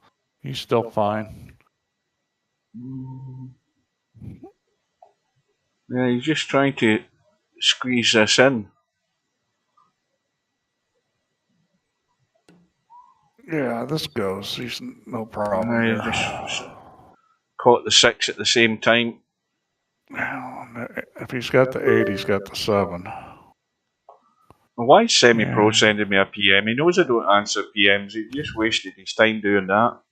Oh, I know what he's done. I know what he's done because I've got it in the wrong bloody thing in the screen. Sorry, guys. Hang on a minute. Oh, yeah, you're stuck in nothingness. My apologies. Yeah. Yes, I take it. I take it all. Yeah, I apologise, chaps. Again, I'm too busy focusing on the table. They're all PMing you. They're going, hey, you dummy, look at the screen. I mean, that's the thing. I look at the chat, and then when I look back at the table, something's changed, and I don't know what it is. That's the problem. That's why I make mistakes. I don't know. Is that an insult? I don't know. Look at the chat. Yeah, what a tube. Yeah, that is an insult. Yeah. It's a well-deserved insult. What's a tube? Well, a tube's an umpty. Oh, I thought that was like a phallic reference or something. No. That's a dickhead, Steve. We'll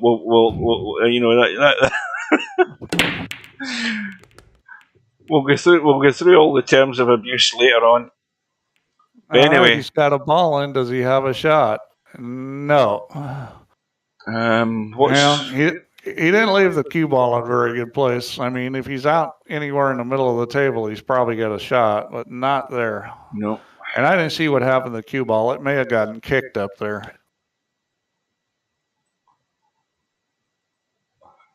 Well, that's one reason to send me a PM when I do stupid things like that.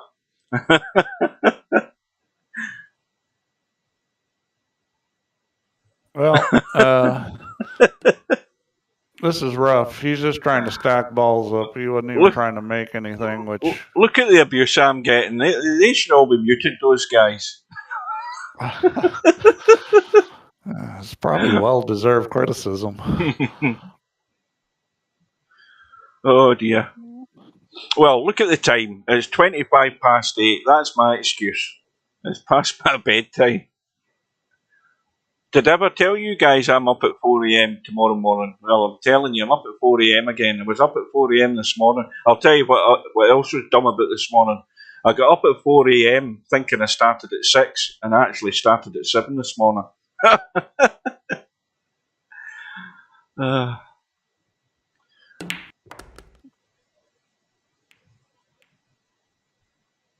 Well, that worked out. That worked out.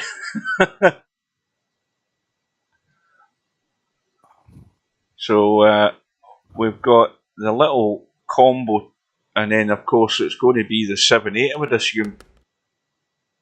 I don't see an awful lot else going for it. So this is where you've just got to find that little window to get on the 8. You don't want to stay inside 8. I don't think. I think you just want to get in between the 9 and the 2. And there's a nice little line to do that. I think she's got enough angle to do that. Oh. Yeah, you just put a wee bit of spin on it. Yeah, there's a little tricky. So a wee bit straight, but I mean a wee bit of spin, you should be fine. I would think you can hook yourself on this one, but she's not putting the English on it. And she's not getting into it. Well, I mean, why not put some English on it? Open it up, run it at the 1 ball. That's the same sort of thing she did before, where it's just the wrong choice. Yeah, but she's dug herself out of these problems before by playing combos, and this ain't easy. This is no easy combo. But, that's just inexperience. You would never, ever see a good player in real life shoot the ball that way, because what they're figuring is they'll take a chance of a bump on the 1 ball. Yeah. And the reason why is that from that angle, running at the 1 ball, the chance of getting hooked is nil. But they're never going to hook themselves behind that 2 ball because, it's just, there's too high a chance when you're trying to play perfect speed of hooking yourself there. They would run it towards the 1 ball. Yeah, Semi's asking if you've seen any of Semi-Pro's real life pool. I haven't. He sent me a link, but I'm not watching it now because we're doing this. Yeah, there's far too many videos that are all a minute or so long. I thought it was going to be like 7 or 8 racks, but I get bored after the first one. I'm not watching about 13 different videos.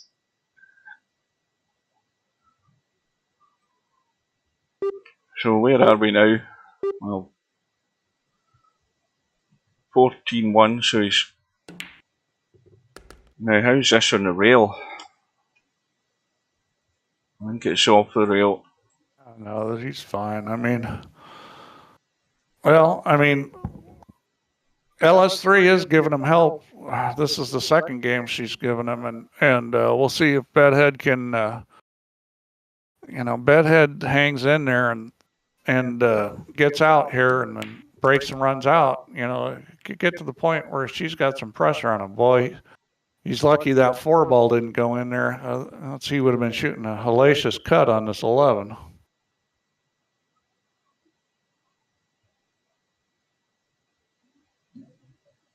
Well, I think you may have to shoot this 4 ball now. Now you can run this at the stack and rub. Ideally you're going to be rubbing the 13 or the 9 ball first, and then you just got to hope that you're going to come up with a shot on 11. You might hit the 11 depending on how you hit those, or you might come to the end rail and bounce back up. But he's going to shoot this, I think. Oh, he went to the other side of it. He tried to get on the other side of it. That was... Yeah, but he's got on the 11, which is the most important thing. Yeah. that was a risky play, what he just did there. Nine. I didn't think that was his best chance of getting a shot, but he came up with it. 9 goes, 6 is available. Yeah, I mean, you would think he'd be out here. All right, I mean, he's going to open up the 13-10 right here. I mean, he's out this rack. All right, well, he does this. I'm going to go to the bathroom. Well, the one thing LS3 doesn't need to do is panic. You know, just keep playing the table as it is, and racks will come. And it's still a long haul back for Bedhead.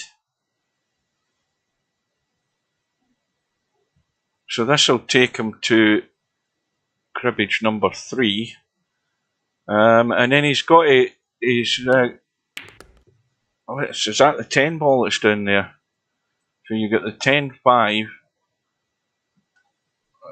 but you know, this is not cut and dried. This he's got to squat in behind these. I think that's what he's trying. He brushed the 13, and he's okay.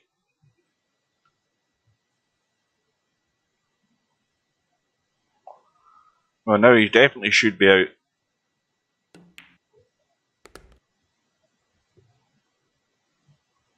So 7-8, not a problem. Just a little roll through. Take it down the bottom corner probably.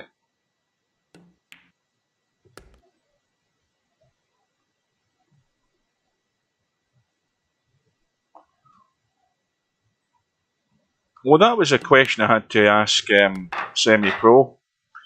Don't take this the wrong way, Semi-Pro, but your balls sound very loud. Where have you got them? Is this mic fitted to the camera? The balls sound really loud, rattling and through the rails on the table as they go down into the drawer.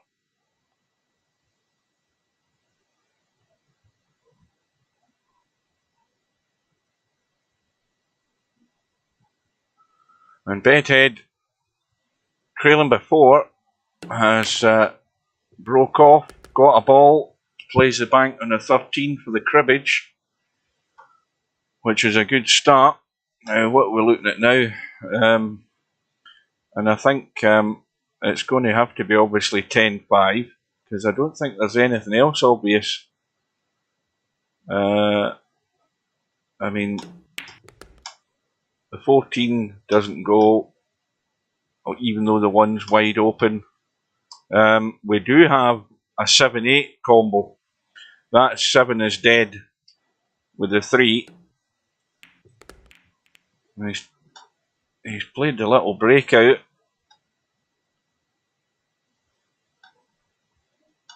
And now he's in trouble. What's happened? He's in trouble. I don't know. I don't know why he didn't look at this combo to start with, because that 3-8, that 3-7's dead. It ain't going anywhere but in the hole, and the 8's wide open. He took the chance to try and break these balls, and he's done it. But now he's got not a great opportunity here. He's trying to stun down and get, and that's actually pretty good. Yeah, he could have shot the 8 there too. Yeah, he's fine.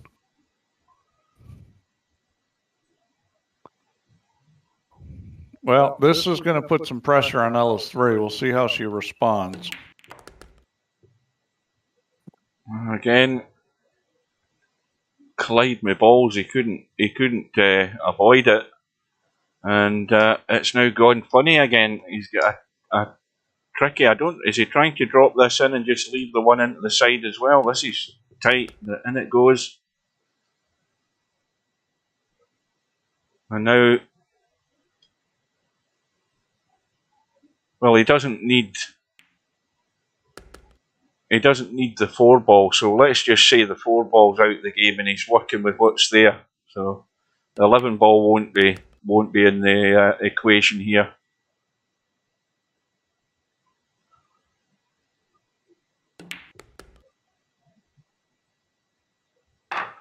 Well, LS3's made a couple of mistakes, and Bedhead is really making her pay. Well, that's what he has to do. Yeah, he has to do it. And this is where the test of competitive tournaments like this come into play. 2 balls. One was a 15. So 9 balls. He's got a shot. Yeah, he couldn't have potted 2 balls. He must have only potted a 6. No, he potted a 15. Oh, right, the 15's gone as well. Let's come back up. Yeah, this is a little testy one, but in it goes clean. 14-1 is simple enough. 14 into the side, 1 up the rail. Or 1 up the rail first, then the 14 into the side. 7's blocked by what looks like either the 10 ball up there, but the 8 ball is close at hand. You've got the 11 down into this bottom right hand corner pocket with the 4 in the bottom rail here as we look. So this is another rack for Bedhead. The comeback is on. He hit that 1 ball good, a little stun run. Well, Bedhead's getting confidence. He's getting in rhythm, and this is why he can't make mistakes. She basically has let him back in this match because she was in control. So now, when she gets a chance, after having not been at the table for a while, the challenge is going to be to kind of get back in rhythm and play well. Well, my prediction before you arrived here, Steve, was either a 13-8 win for Bedhead, because it was something along the lines of what Cobra was saying, or if LS3 was going to win it, I called it 13-11 to LS3. So my prediction for LS3's win is still on. Well, it was just looking like he's going to break and run 2 in a row here, and this will be what, the 4th game in a row he's won. Yeah, I think it's certainly 3. Yeah. Now, what we've got here, well,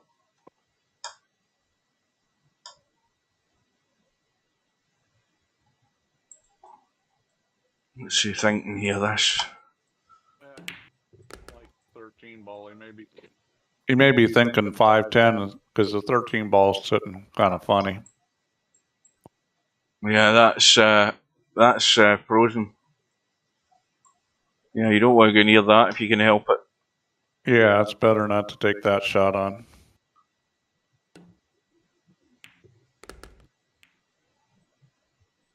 Yeah, got away with that, and he's going to be out.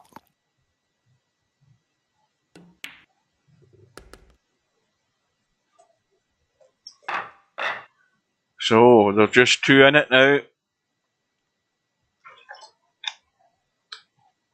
Yeah, all of a sudden this went from slaughter to a match. But it's dry. All 4 balls gone. And he's on the 11. This is the sort of run of the ball you need. And there's a dead set combo if he needs it. What's that one there? There's he's won at least 3 in a row, right? I mean, he just broke and ran too, and this may be 3 in a row breaking and running. So it's like, that's the thing about winner's break is that, you can come back on winner's break. Well, he can pot the 11, and let's have a look at the angles you got. He'll be perfect in the 7 ball, and then he knows that the 8's dead. Yeah. The 8's dead in the corner off that 10 combo, so he doesn't have to worry about that. What I'd be more worried about is where am I going next after these. You've got 12-3. Yeah. This is sitting right in the middle. Yeah. And he'll have 5-10 too because the 10 ball will be opened up. Yep.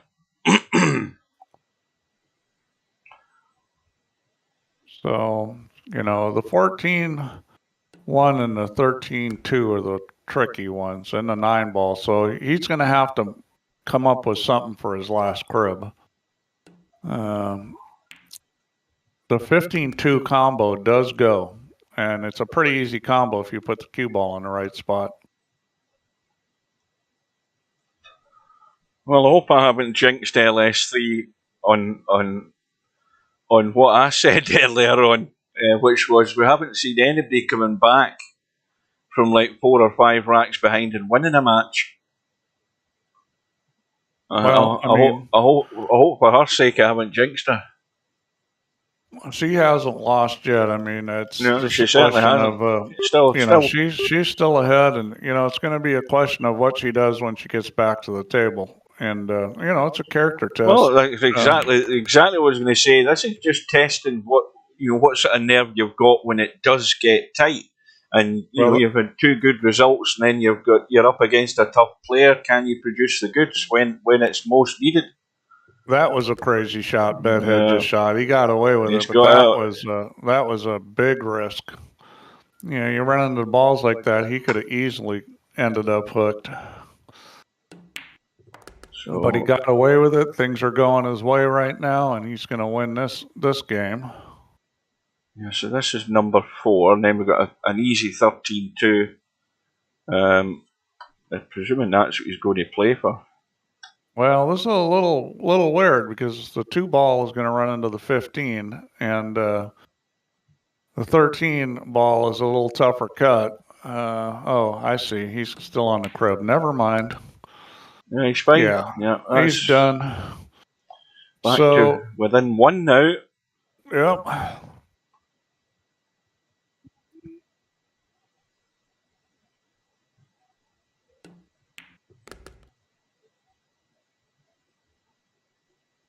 Well, this is probably, dare I say it, the most important break of the match for Bedhead about to happen. The challenge here is to emotionally not let this bother you. And, in real life,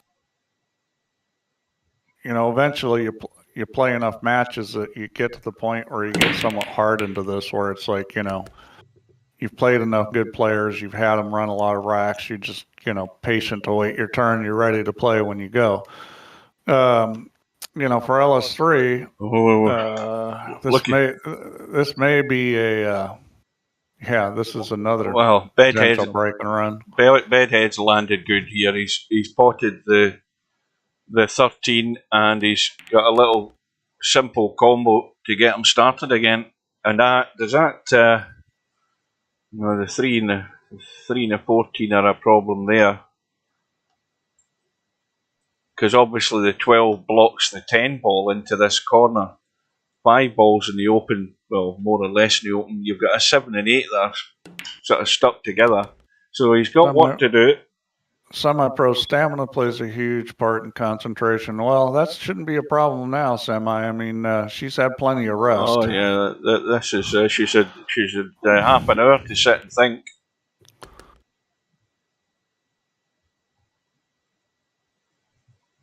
Could have got herself a curry or something like that. Yeah, and of course the thing is, this is the great thing about cribbage, is the fact that in order to get yourself back into the game, if you're not relying on the help of your opponent, you're relying on when you've won that rack and getting a good roll out on the next break. And Bedhead's had that little bit of luck.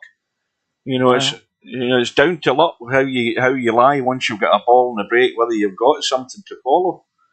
And so far, everything's going according to plan in that score.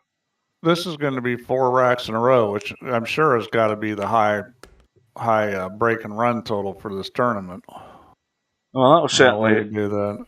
He just got himself a little funny. I guess he's going to end up playing a 7 ball here. Yep. So this is taking him to 4. And now there's a problem. Well, you got to decide what you're going to play here. I mean, the 14 ball does go, but where he is on this 8 ball, this is going to be a little tricky. So you've got to decide what to do here. Now, one option is trying to come behind that, hit the 8 ball with draw and right-hand English and go 3 rails around behind the 14. And if you bump it, you're probably going to come up with a shot. And if you miss it and bump the 3, you're probably going to come up with a shot. Or you could just do that. Wow. Well, I still don't know what he was actually trying to do there with the cue ball. Maybe he was trying to come off the rail and back out and see some of that 14. I don't know.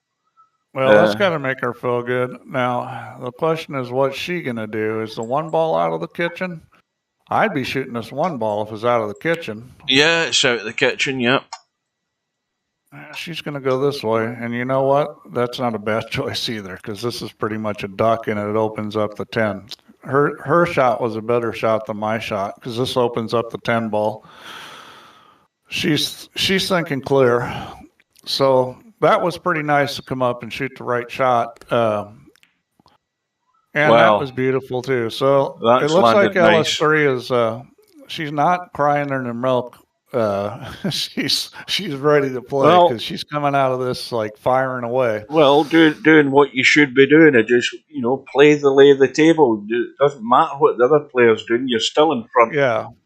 Bedhead's made the mistake, and from these last few matches, she should be shooting a 10 ball here. Yeah, she's been taking things out in these last few matches when she's had opportunities like this, and there's no reason for it not to happen again. That was a little timid there, a little underhit. Well, I wasn't saying it wasn't going to happen. I was just wondering whether or not it was going to happen because, it's always a challenge when somebody plays really good against you to stand up and play good, back. Yeah, to respond, yep. And it makes for a good match at the end of the day. That's what I like. And everything's there. No excuse. Everything wide open. She does here. I'd always be shooting a 14 here. That's what she's going to do. So she got herself a little funny on this one ball, but I mean, I'm sure she's going to play for the 7 next. Just come off the long rail and out and shoot the 7 ball. Yeah, into this sort of area. Yeah, and see that's not a bad thing to do, to roll at the 15. You just got to make sure you roll at it hard enough and you're not getting on the top of it. That's fine.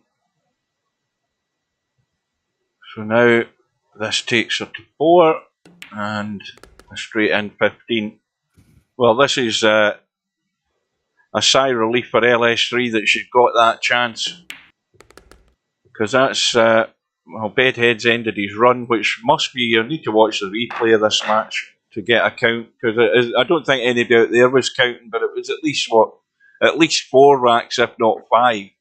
It was 4 in a row for sure. Because he broke and run 3. That last one would have been 4 in a row broken run, but he won at least 4 in a row. Now, what ball went in there? Was that the 12? Yeah, it was. Well, look at this for a combo. How do you make this? I think you need to get your protractor out and a measuring tape to try and work this one. I mean, there's nothing. Right, so you cut the 4 onto doable. The 5. It's doable. You have to cut the 4 more than you think, though, because the 5's going to throw. Yeah, this is a doable combo. You got to shoot the 4 ball like at the 3rd diamond over up. You got to cut it like at the 3rd diamond up. She's trying to kick it in. What a shot. Okay, well, not only can she bank, she can kick too. How about that, folks? Well, I mean, there's cool under pressure if ever you've seen it. That was excellent. Well, this is a little tricky here because. Well, what do you think of that guy? To shoot it. Was that impressive enough for you? There's not a lot to shoot at here.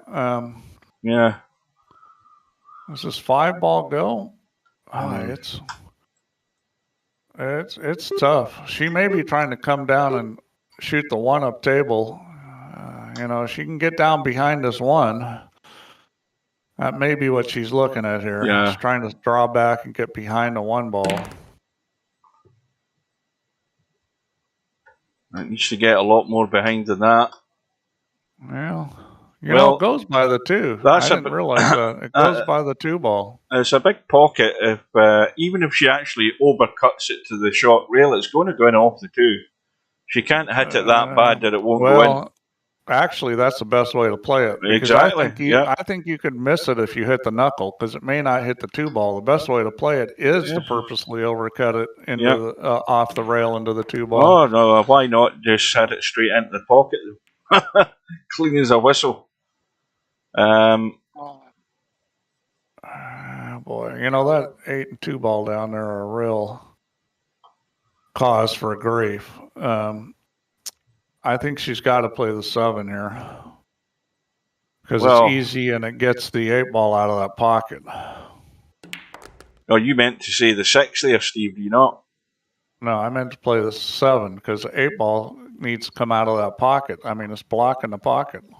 I thought you were maybe thinking about playing the 6-ball onto the 8-ball, freeing up the 6 and leaving it as an option for the 9 if she gets on the 9. Yeah, she's good there with the 6 now. I mean, she bumped the 6, so this is all good. And then the next question is, what's she going to come up with after this? I mean, if she hits this right, she can drop from the 9 right on the 13, and she's done. Well, I think that's just fine. I think the 13 goes, doesn't it? I don't think I'm not so keen on the 13 the way it's sitting. Okay, well, then she needs to bump it here. I mean, this is pretty easy. You just go forward with a touch of right English and bump that 13 ball. Because you know the 2-ball is going to be available.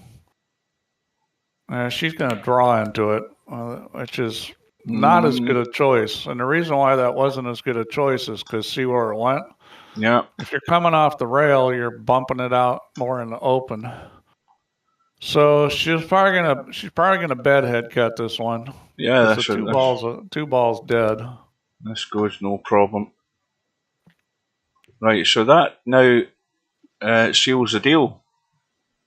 Because this is cribbage number 5.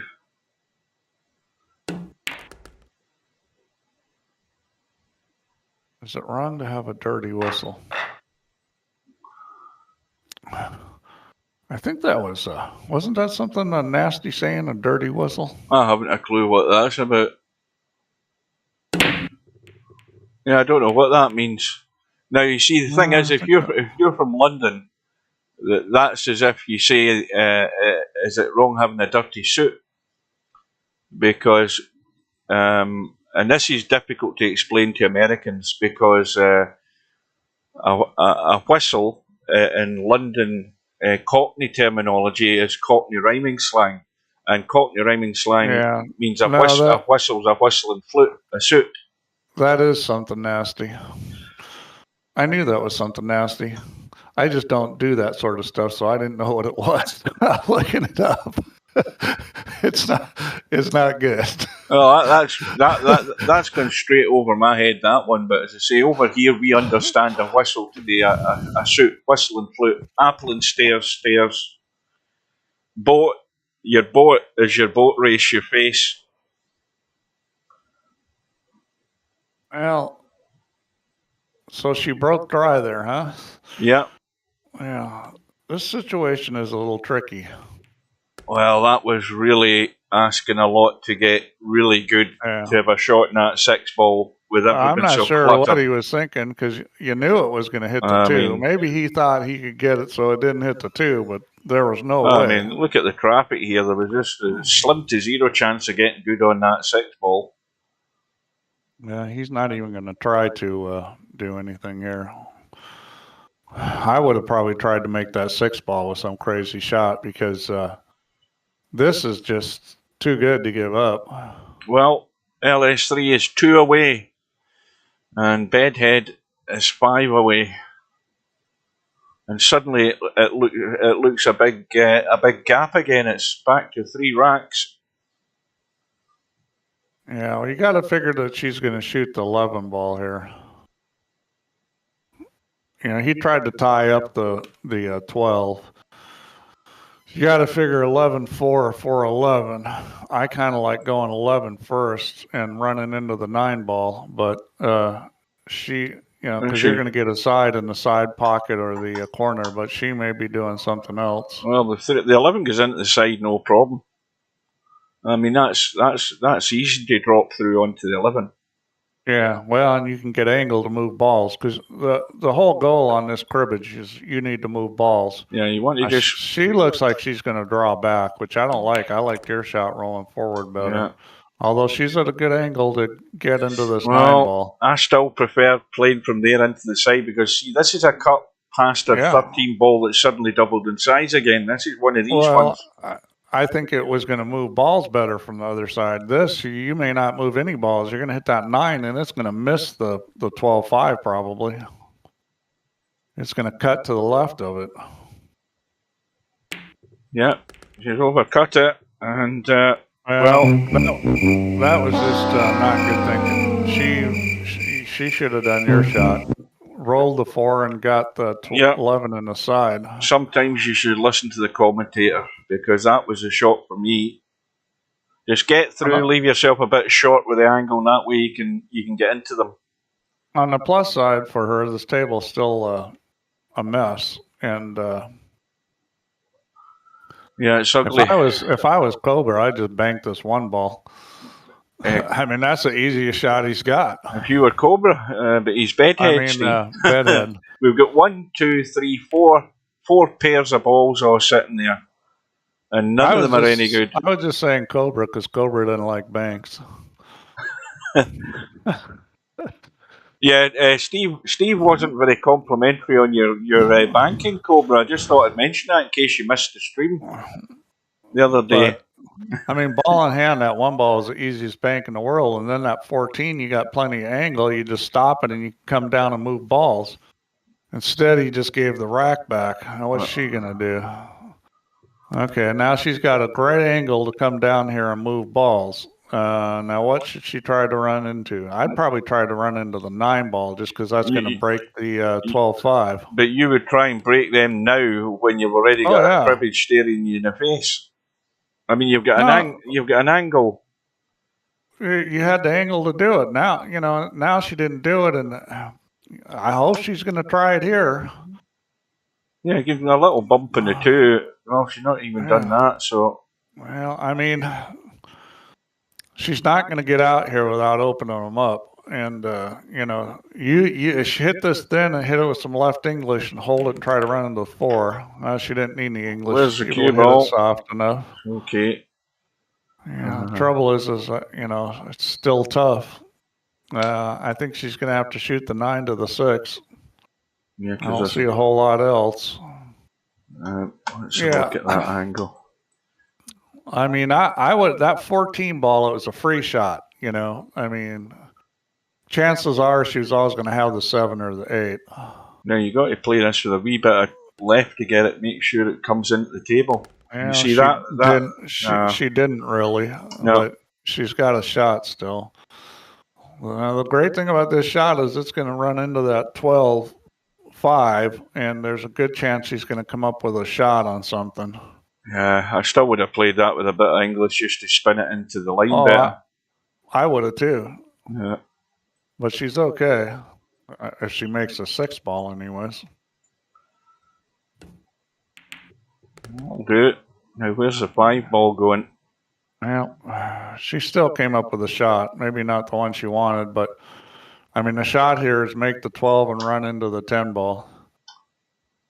And I mean, that's just a simple shot. You just got to get the cue ball running on the right line. Well, I think the only she's looking around at. I mean, this is that's the only shot she's really got that's any good. 12 and run into the 10. Well, the only worry about this, Steve, is it's thin enough that you're probably not getting that close to the 10. I don't think. Maybe my eyes are telling me different. You got to put a little English on it. Yeah, I think she was reluctant to play the right correct English in the previous shot to get better on that 6 ball, or was it the 6 ball? Yeah. But anyway, she's. Well, what she did was a lot harder, but she got away with it. And looks like she's going to get out here because 11-4 is sitting right open. So this will seal the deal. Get her on the hill. Yeah, now it's a really tall order for Bedhead because That's a huge thing getting on the hill here. If she would have given up that game and it's 11-9, then maybe Bedhead can win from 12-8, where she needs 1 and he needs 5. That's going to be rough. Am I right in saying, am I correct in saying that Bedhead's run ended when he broke and scratched? No, because he screwed up. He was running out with his 4th rack and he messed up in it. He was in the middle of running out the 4th rack. Well, LS3 has scratched there, and there's a 5-7 combo if needed, although the 8 ball's down in the bottom rail here. There's the 11-4 if the 11 goes clean, which it does. And he can do a bit of damage here while he's at it. He's got to be proactive here because he's bound to be on the 4.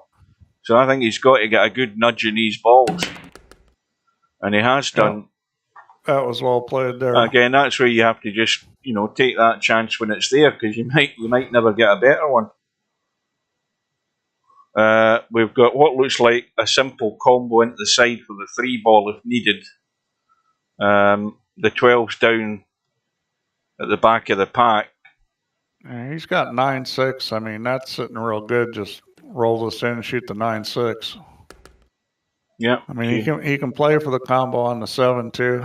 I would think he would shoot 9-6 here, but somewhere about there or there will do. 9-6 and then maybe 12-3. Oh no, he's taking 8-7. Taking a combo right away, which is fine. I mean, there's plenty of choices this rack.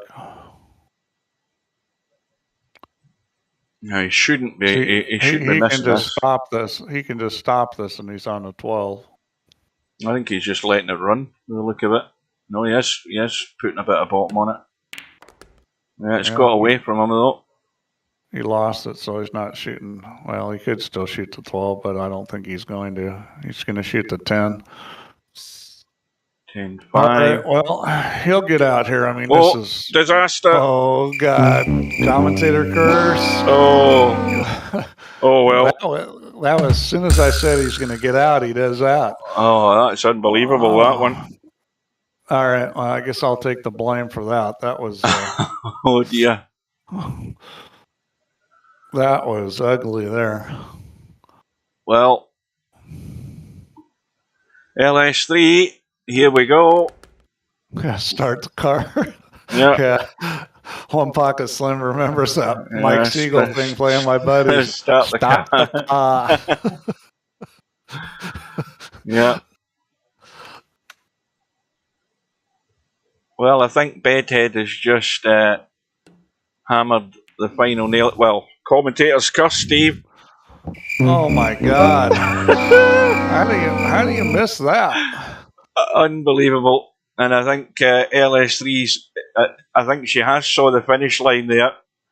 And that she is better close her eyes and buckle down, because that is a big miss.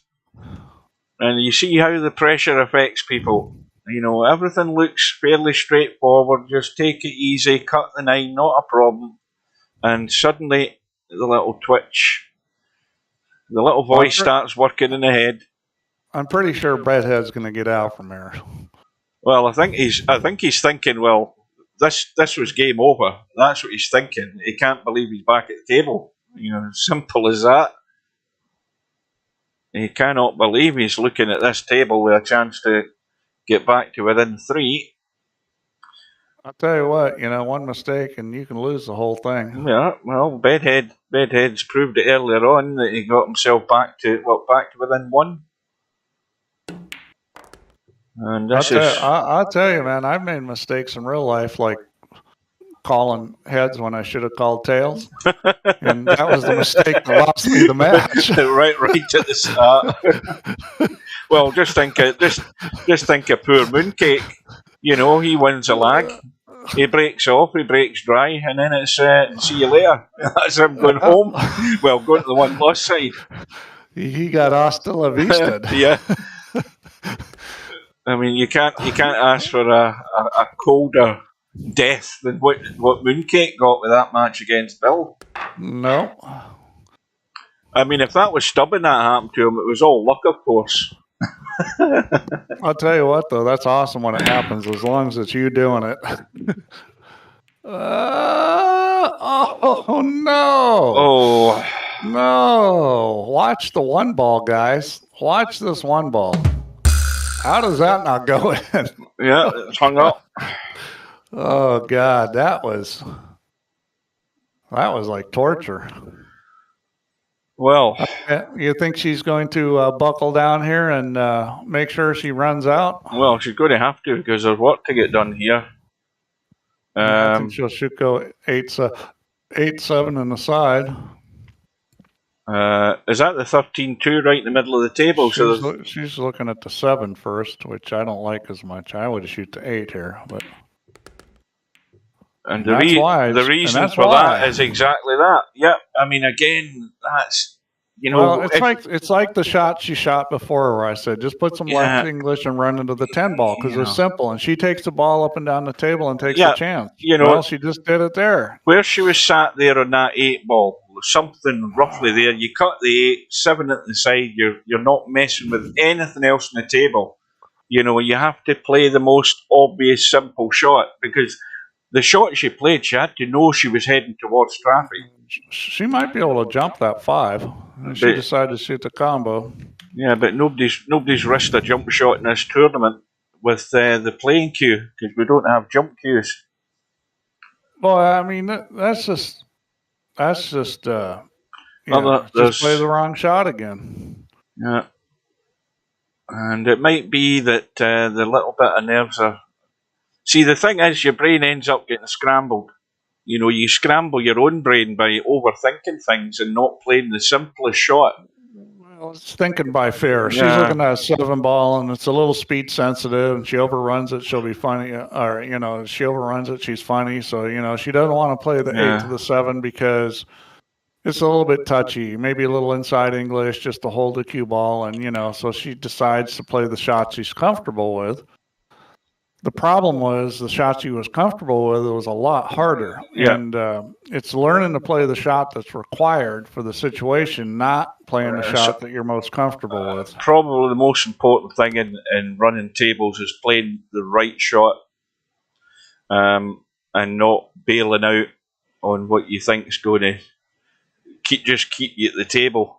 Because very often then you end up out of shape.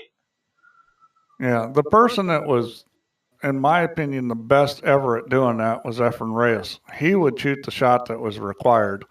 He didn't shy away from anything. Mm-hmm. Well, this should be obvious enough to get on the 6. Although he's now going to be... Yeah, that's not a problem. As long as he can roll it, he's okay. He can roll it and shoot the 3. Well, I'm thinking... I will tell you guys, if the 6 is a little closer to the pocket, you play it off the rail so you don't scratch. But he's got a little angle, and he's not close to the pocket. Well, he's not going to miss this. Well, I'm not necessarily worried about that. Where's his next cribbage coming from? Oh, I was thinking 313, but that's no good. Well, he hit that well. He's thinking 13 too. That was well played. Well, at least he's got a shot at it. Oh, this is simple. Just roll the 2 ball, shoot the 13 down the corner. Well, the problem is he's probably going to need to move balls here for this, isn't he? He's well, looking at where these he's got the 14-1. That'll take him to 4. And then he'll have the 12-3 because the 1's out of the way. So, yeah, he's good. Yeah, he'll play the 14-1 next. Now, see, he didn't need to do that because he's thinking I can't shoot the 12 ball because the 1's in the way. But all he's got to do is play the 14-1 as the next cribbage, and then he's got the 12-3. So what he just did was open up the table so that if he misses, she can win from here. Yeah. And, well, he's got to play the combo now. Cut this 10 onto the 1. Well, I think that's the most advisable shot. He's got the 12-3, but I like the combo better. You got to be a little careful about this because you can throw this too much. Where's the cue ball going? I think he's fine. Yeah. And now the table's all set to get back to within 2.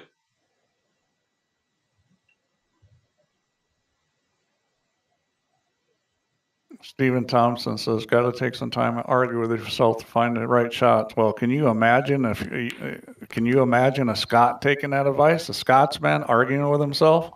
Might never shoot the ball. Right, so that's cribbage number 4. And the angle's there to get down onto the 5. Yeah. He's looking at he had a quick look at, I think he's just looking to see where he's going to get on the 5. Let's have a look from this end. Well, my vote is to go 3 rails, but he's probably going to come straight down. I think he's just going to come down the left side. So yep. It looks as if the pace is dead on, pretty much. Well, he's gone a wee bit square. Now we know what happens with these. Yeah. Well, that's the only reason I like 3 rails there. It's easier to control the speed. As long as you can get the line, the speed's less critical. And it goes. There's the cue ball. Cue ball's fine. Well, here's the next most important break of the match. I mean, LS3 she could have played her last shot. I mean, that's how things could go. She could have, but I think, if LS3 wins this, she's going to have to look back on this match and realize some things about, Well, it's dry. Why he got back in this, because, she has let him back in this match. Yeah, it's dry, but look at what LS3's got, where this cue ball sat. Where does she start here? I mean, there's a very dodgy 8 ball into the side. 5 ball into the side is probably easier than 8 ball. Yeah, but the angle off the 8 ball's taking you right onto the 7. 10 balls in the middle of the table. So, I mean, whatever choice she makes, there's the 9-6. She's looking at the 9-6. Well, that's no good because the 6 is blocked by the 8 ball, isn't it? No, she's going into the side, I think. No. Yeah, but the 6 is blocked by the 8 ball. No, she tried. You think she's going to shoot it in the side next? She was trying to cut it in the side, I think. Yeah, but the natural path was to shoot it in the corner. I mean, she hit it real easy, and look where she is. I didn't like that shot at all. Well, I mean, this will still go, and she's going to hit the 8, but this is tough. This is, you just got to make the ball and not worry about the cue ball at this point. You just got to make this 6 ball. Going to hit this with some speed.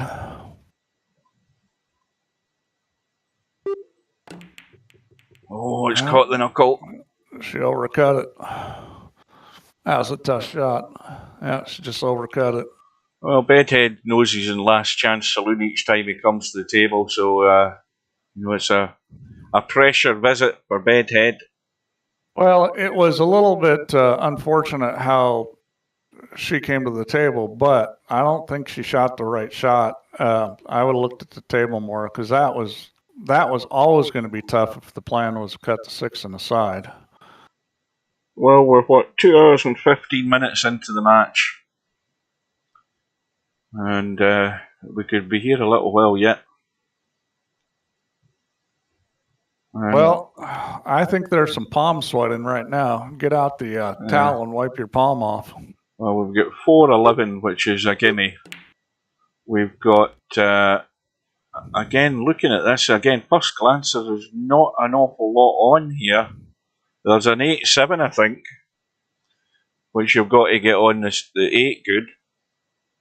Yeah, I mean, the 2-5 combo is not that difficult.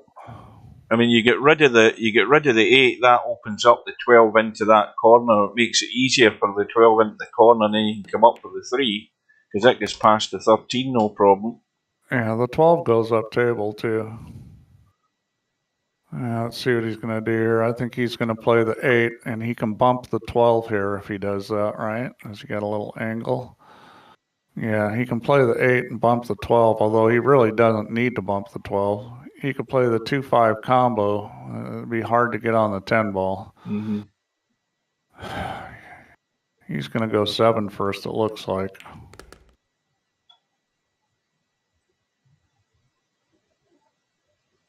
Now, after this... Well, you got to figure he's got to be playing 12-3, but he may roll this and play the 12-up table because he's not got a great angle for coming back around into the middle. That would have to be English, and that risks missing the ball, because that's always a tougher shot high in English. Yeah, he's just going to roll this and then play the 12-up table. Well... that's going to be tough. This is not a good angle. He's going to have to shoot it in the side pocket. I mean, he had to know that was going to happen. He can cut the 2-ball up table too if he wants, because the 13's sitting in a pretty good spot. He's going to go for the side pocket. Watch out. Right, so this is number 3. A lot of hold your breath moments going on here. And, well, he's got to commit to the 2-5, I think. Because there's nothing else. He's got to commit to the 2-5. And he's obviously going to end up playing the 10+, but now he's hampered. Got to shoot the 5. Got to shoot the 5-ball. Oh, is he on it? Oh, he is on it. Well... And if he wants, he can run into the 14. It just depends on whether he thinks he's going to need those balls. I don't think he is with the way the 13 and 2 is sitting. Well, it's not so much that. It's the fact that's a safety net where he can run into the 2 of these balls, and he's got to be on the 10. I mean, he does. Well, as long as he hits the 14 first to the top of the 9, you don't want to hit the bottom of the 9 like that. You don't want to do that. That was the only way you could get hooked running into those was to hit you had to hit the top of the 9 or higher. You cannot afford to hit that side of the 9. I mean, you still got to hit it firmer than that, though. Well, that's got to be not understanding the line the ball's coming off the rail, because I can't believe he wouldn't realize hitting the bottom side of that was potential death. Well, he's looking for the combo, because it does go past the 14, but it's very, very tight. Oh, that's really tight. Extremely tight. Yeah, it didn't even go past the 14 at the end of the day. Well, it's hasta la vista time if you're Bedhead. Yeah, well, I mean... but they're all there now. This is where the pressure... It's not over till it's over. I mean, we've seen her do some real nervous things there. Look at the table, though. You know, any other day of the week... Any other of the previous matches Bedhead's had, this is a given. Well, first let me say she's shooting the right shot, so right off the bat she made a good choice. 10-5. Now, does she just drop through for the 2? Because the 13's wide open. There's nothing to do with the cue ball here. Well, that's an easy thing to do, and that's usually the best approach to pull is just let the cue ball go where it wants. Makes your life an awful lot easier. And, 14-1 and 9-6 are just all out in the open. So, I mean, this is, Well, I just hit this with straight top and come back on the inside of that 1 ball out into the middle of the table. You got the 9-ball and 6-ball and, everything's there. Well, I thought if LS3 was going to win it, it'd be 13-11, but it might be 13-10. Yeah, I wouldn't have done that just because these kind of shots in the side pocket are less reliable. I would have come back out in the center of the table. This is fine. This isn't a problem. She's fine there. Well, this is definitely another big scalp for LS3. I don't think I'm going to jinx her here, although she's doing her best to jinx me. Or to jinx herself. She just went and got funny here. Well, this is that shot I like to shoot. It's top, left, go 2 rails, and a cue ball kills and comes straight back up at the 6. She probably won't shoot it that way, and she's not going to get a very good angle on this, so she's going to roll it. Yeah. Okay. So that's the only way you could get that shot was to roll it. This for cribbage number 4. Yeah, and then all she needs is the 15. And we'll have a look at the stats in a minute. Well, you know what? This was a great match for LS3. And Well, the reason I say that is because it's she's got a chance to learn something from this match without losing. yeah. Because there was some fails by her. I mean, she played well. She got herself in trouble, and hopefully she can learn from that. Anytime you can learn and still get a win is great. That's the perfect match to come through, because she had that comfortable lead.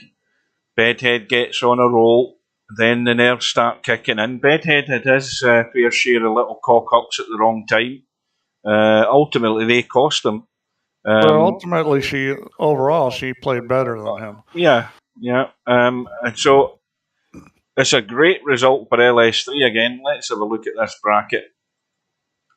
So if we look at the one-loss side, we've had LS3 on the one-loss side. The first victim was Cheeky Chico, 13 racks to 4. And then the next victim was One Pocket Slim, 13 racks to 7. Click on her name. Click on her name, Hugh. Click on LS3. Oh, I've done it. There you go. No, it should light up her. Go to the end and click on her. It should light up. See there. Now you can see her whole path. Yep. So it was Machine that beat LS3, wasn't it? Yeah. And she didn't play great that match. I mean, I think if they have a rematch that 15. She's in a lot better. She's playing this game a lot better since that. I don't know if that was a bad match or just 15-10 it was. She's gotten better, but she's playing a lot better now. Now, who's she waiting on from this side? Who comes down here? Is that somebody from the top end of the draw? Click on it and it'll show you. The software actually works. No, not on that. Between them. All right. Between them. So she plays either Cobra or Machine. So there is a chance of a rematch with Machine. I bet Cobra's dreading heading over to this one-loss side because he knows who he's going to be playing next. Right, so well done to LS3. Quick look at these stats. You guys better be scared of her because she's looking like she's a contender. Yeah, let's look at this cribbage completion. Albinario will still be way out in front. Yeah, 88%. I don't think there's been a great deal of change there. LS3 still down on 81, along with Bedhead. And of course, Bedhead now can't affect his stats anymore. And what about what else is it we want to look at? Look at the Bedhead versus LS3. Let's see what their stats are. See if because this was a close. You got to put their names in. Bedhead and LS3. I'm interested to see if the cribbages completed still holds up as higher percentage as the one that won, because this was a pretty close match. Right. Cribbage stats. Bedhead actually was in front very slightly, and cribbage is complete, 83.13 and 82.95. Yep. So this is the first time that hasn't held true. So Bedhead actually completed more cribbages, but better cribbage completion percentage, but he lost. Runouts from the break. Well, that's a bit weird. According to this, Bedhead had 3. And is that right? He did have 3, yeah. That's correct. I thought he had more than that. And LS3 too. It was only those 3. He did 3 in a row. Yeah. So,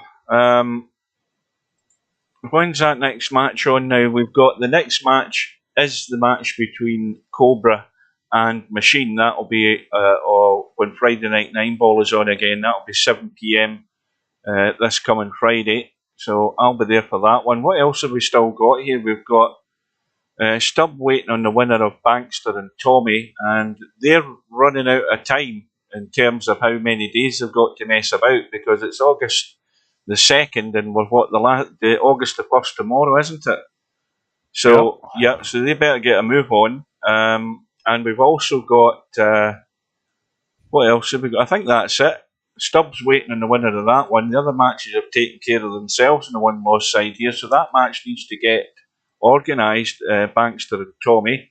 I don't know whether they've sent any proposals. Yeah, they have. I'm looking at them right now. But, you know, I mean, Tommy sent one on the 29th, and Bankster didn't send one to the 31st. I mean, they're not. And before that, Tommy sent one on the 27th. So right now, Bankster's not looking real good as far as him being the one that goes through if they don't play, because he took, well, let's see.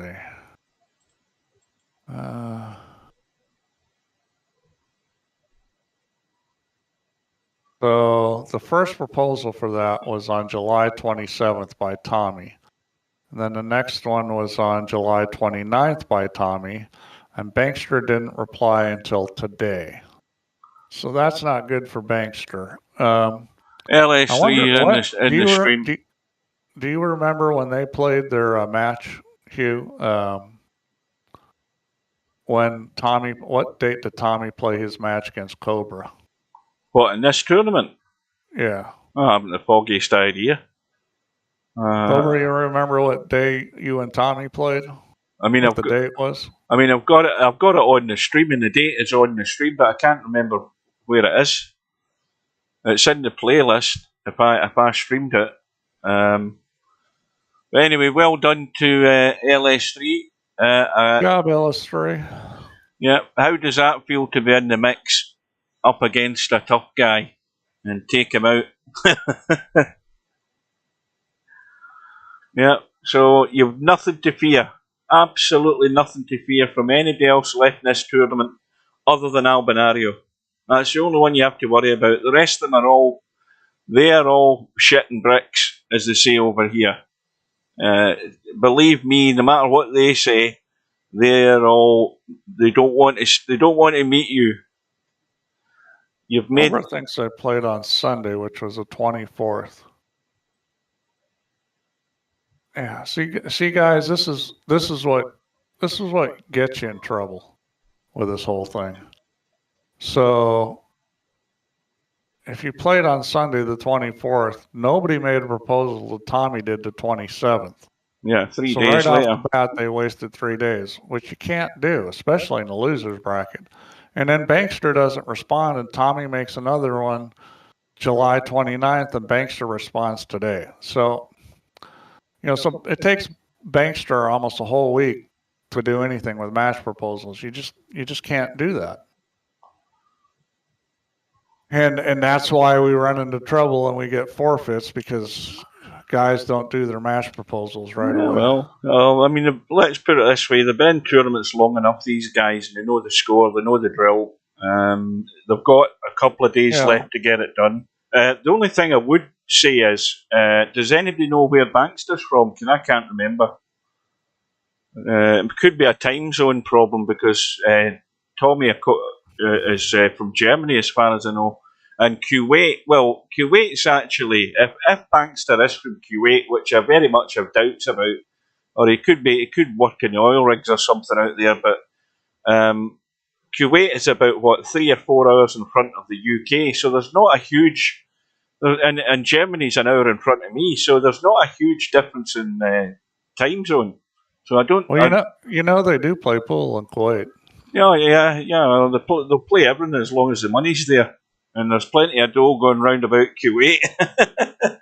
No, I mean there's native guys. There's a couple of them pro players. One of them I know, Omar Al Shaheen.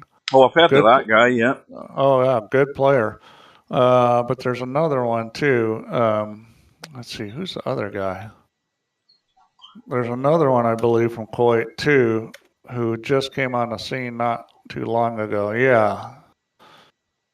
Bader Al-Awadi. That's the other one. LS3, Steve wants you to go and look at that match when you have enough time. We want you to watch it from start to finish. There's a couple of things in it which you might take on board. It'd be worth watching it. see what you think. So So I'm looking at this. I'm looking at this guy, Al Wadi. He's won so far this year. He's won 22,300, which doesn't sound like much, but you got to realize he's a pool player. yeah, is that probably been maybe in about half a dozen events? Yeah, it was about 8 of them, but he came in second in the Wisconsin Open, won 15,000 for that. Mm-hmm. I mean, he came in 13th at Turning Stone. Derby Classic 9-ball, he came in 9th, so he's a decent player. And then Al Shaheen is also a strong player. I mean, he's, these aren't guys that maybe you hear of all the time, but he's definitely a good player. So yeah, there's guys in Kuwait who play pool. Right. So anyway, that match is the only one that's outstanding. That Tommy match with Bankster. So if anybody sees Tommy, if anybody sees Bankster, they need to get it on. That's basically it. Whenever that's going to be, and I don't know whether I'll be there to get it. It might be one of these for the two of them turn up in the lobby and they just get going. So they might have to. Yeah, that's if they want a result, or unless they want a coin toss or whoever it is. Is it the one that's? Is it the one that doesn't send any proposals, or is it the one that sends the least or acknowledges the least? I don't know how you do this. Well, I mean, I'll have to make a decision on it probably. I mean, there's some automatic stuff, but the automatic stuff doesn't work very good unless somebody doesn't respond at all. So I'll probably have to decide. But right now, Bankster's not looking good. I mean, Tommy didn't do what he was supposed to, but Bankster was worse. So it's a question of who's been worse. Okay. All right. Good night to LS3. And good night, everybody. Good luck in your next match. Thanks to Steve for joining us. So we'll be back again at some time. I don't know when it will be, but I do know there's a guaranteed match on Friday. That's the match with Cobra and Machine, and that should be very interesting to watch as well. So if you can't get any of the matches like this one, it's going to be on the playlist. I'll add it as soon as I'm finished before I go to bed. And with that, thanks to Steve, and good night and take care, and we will see you again soon, ladies and gents. See you later, Steve. All right, good night. Good night.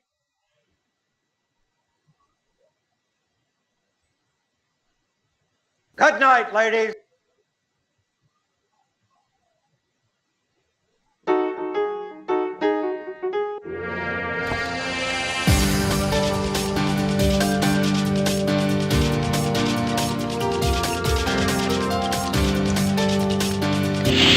Brain is gone.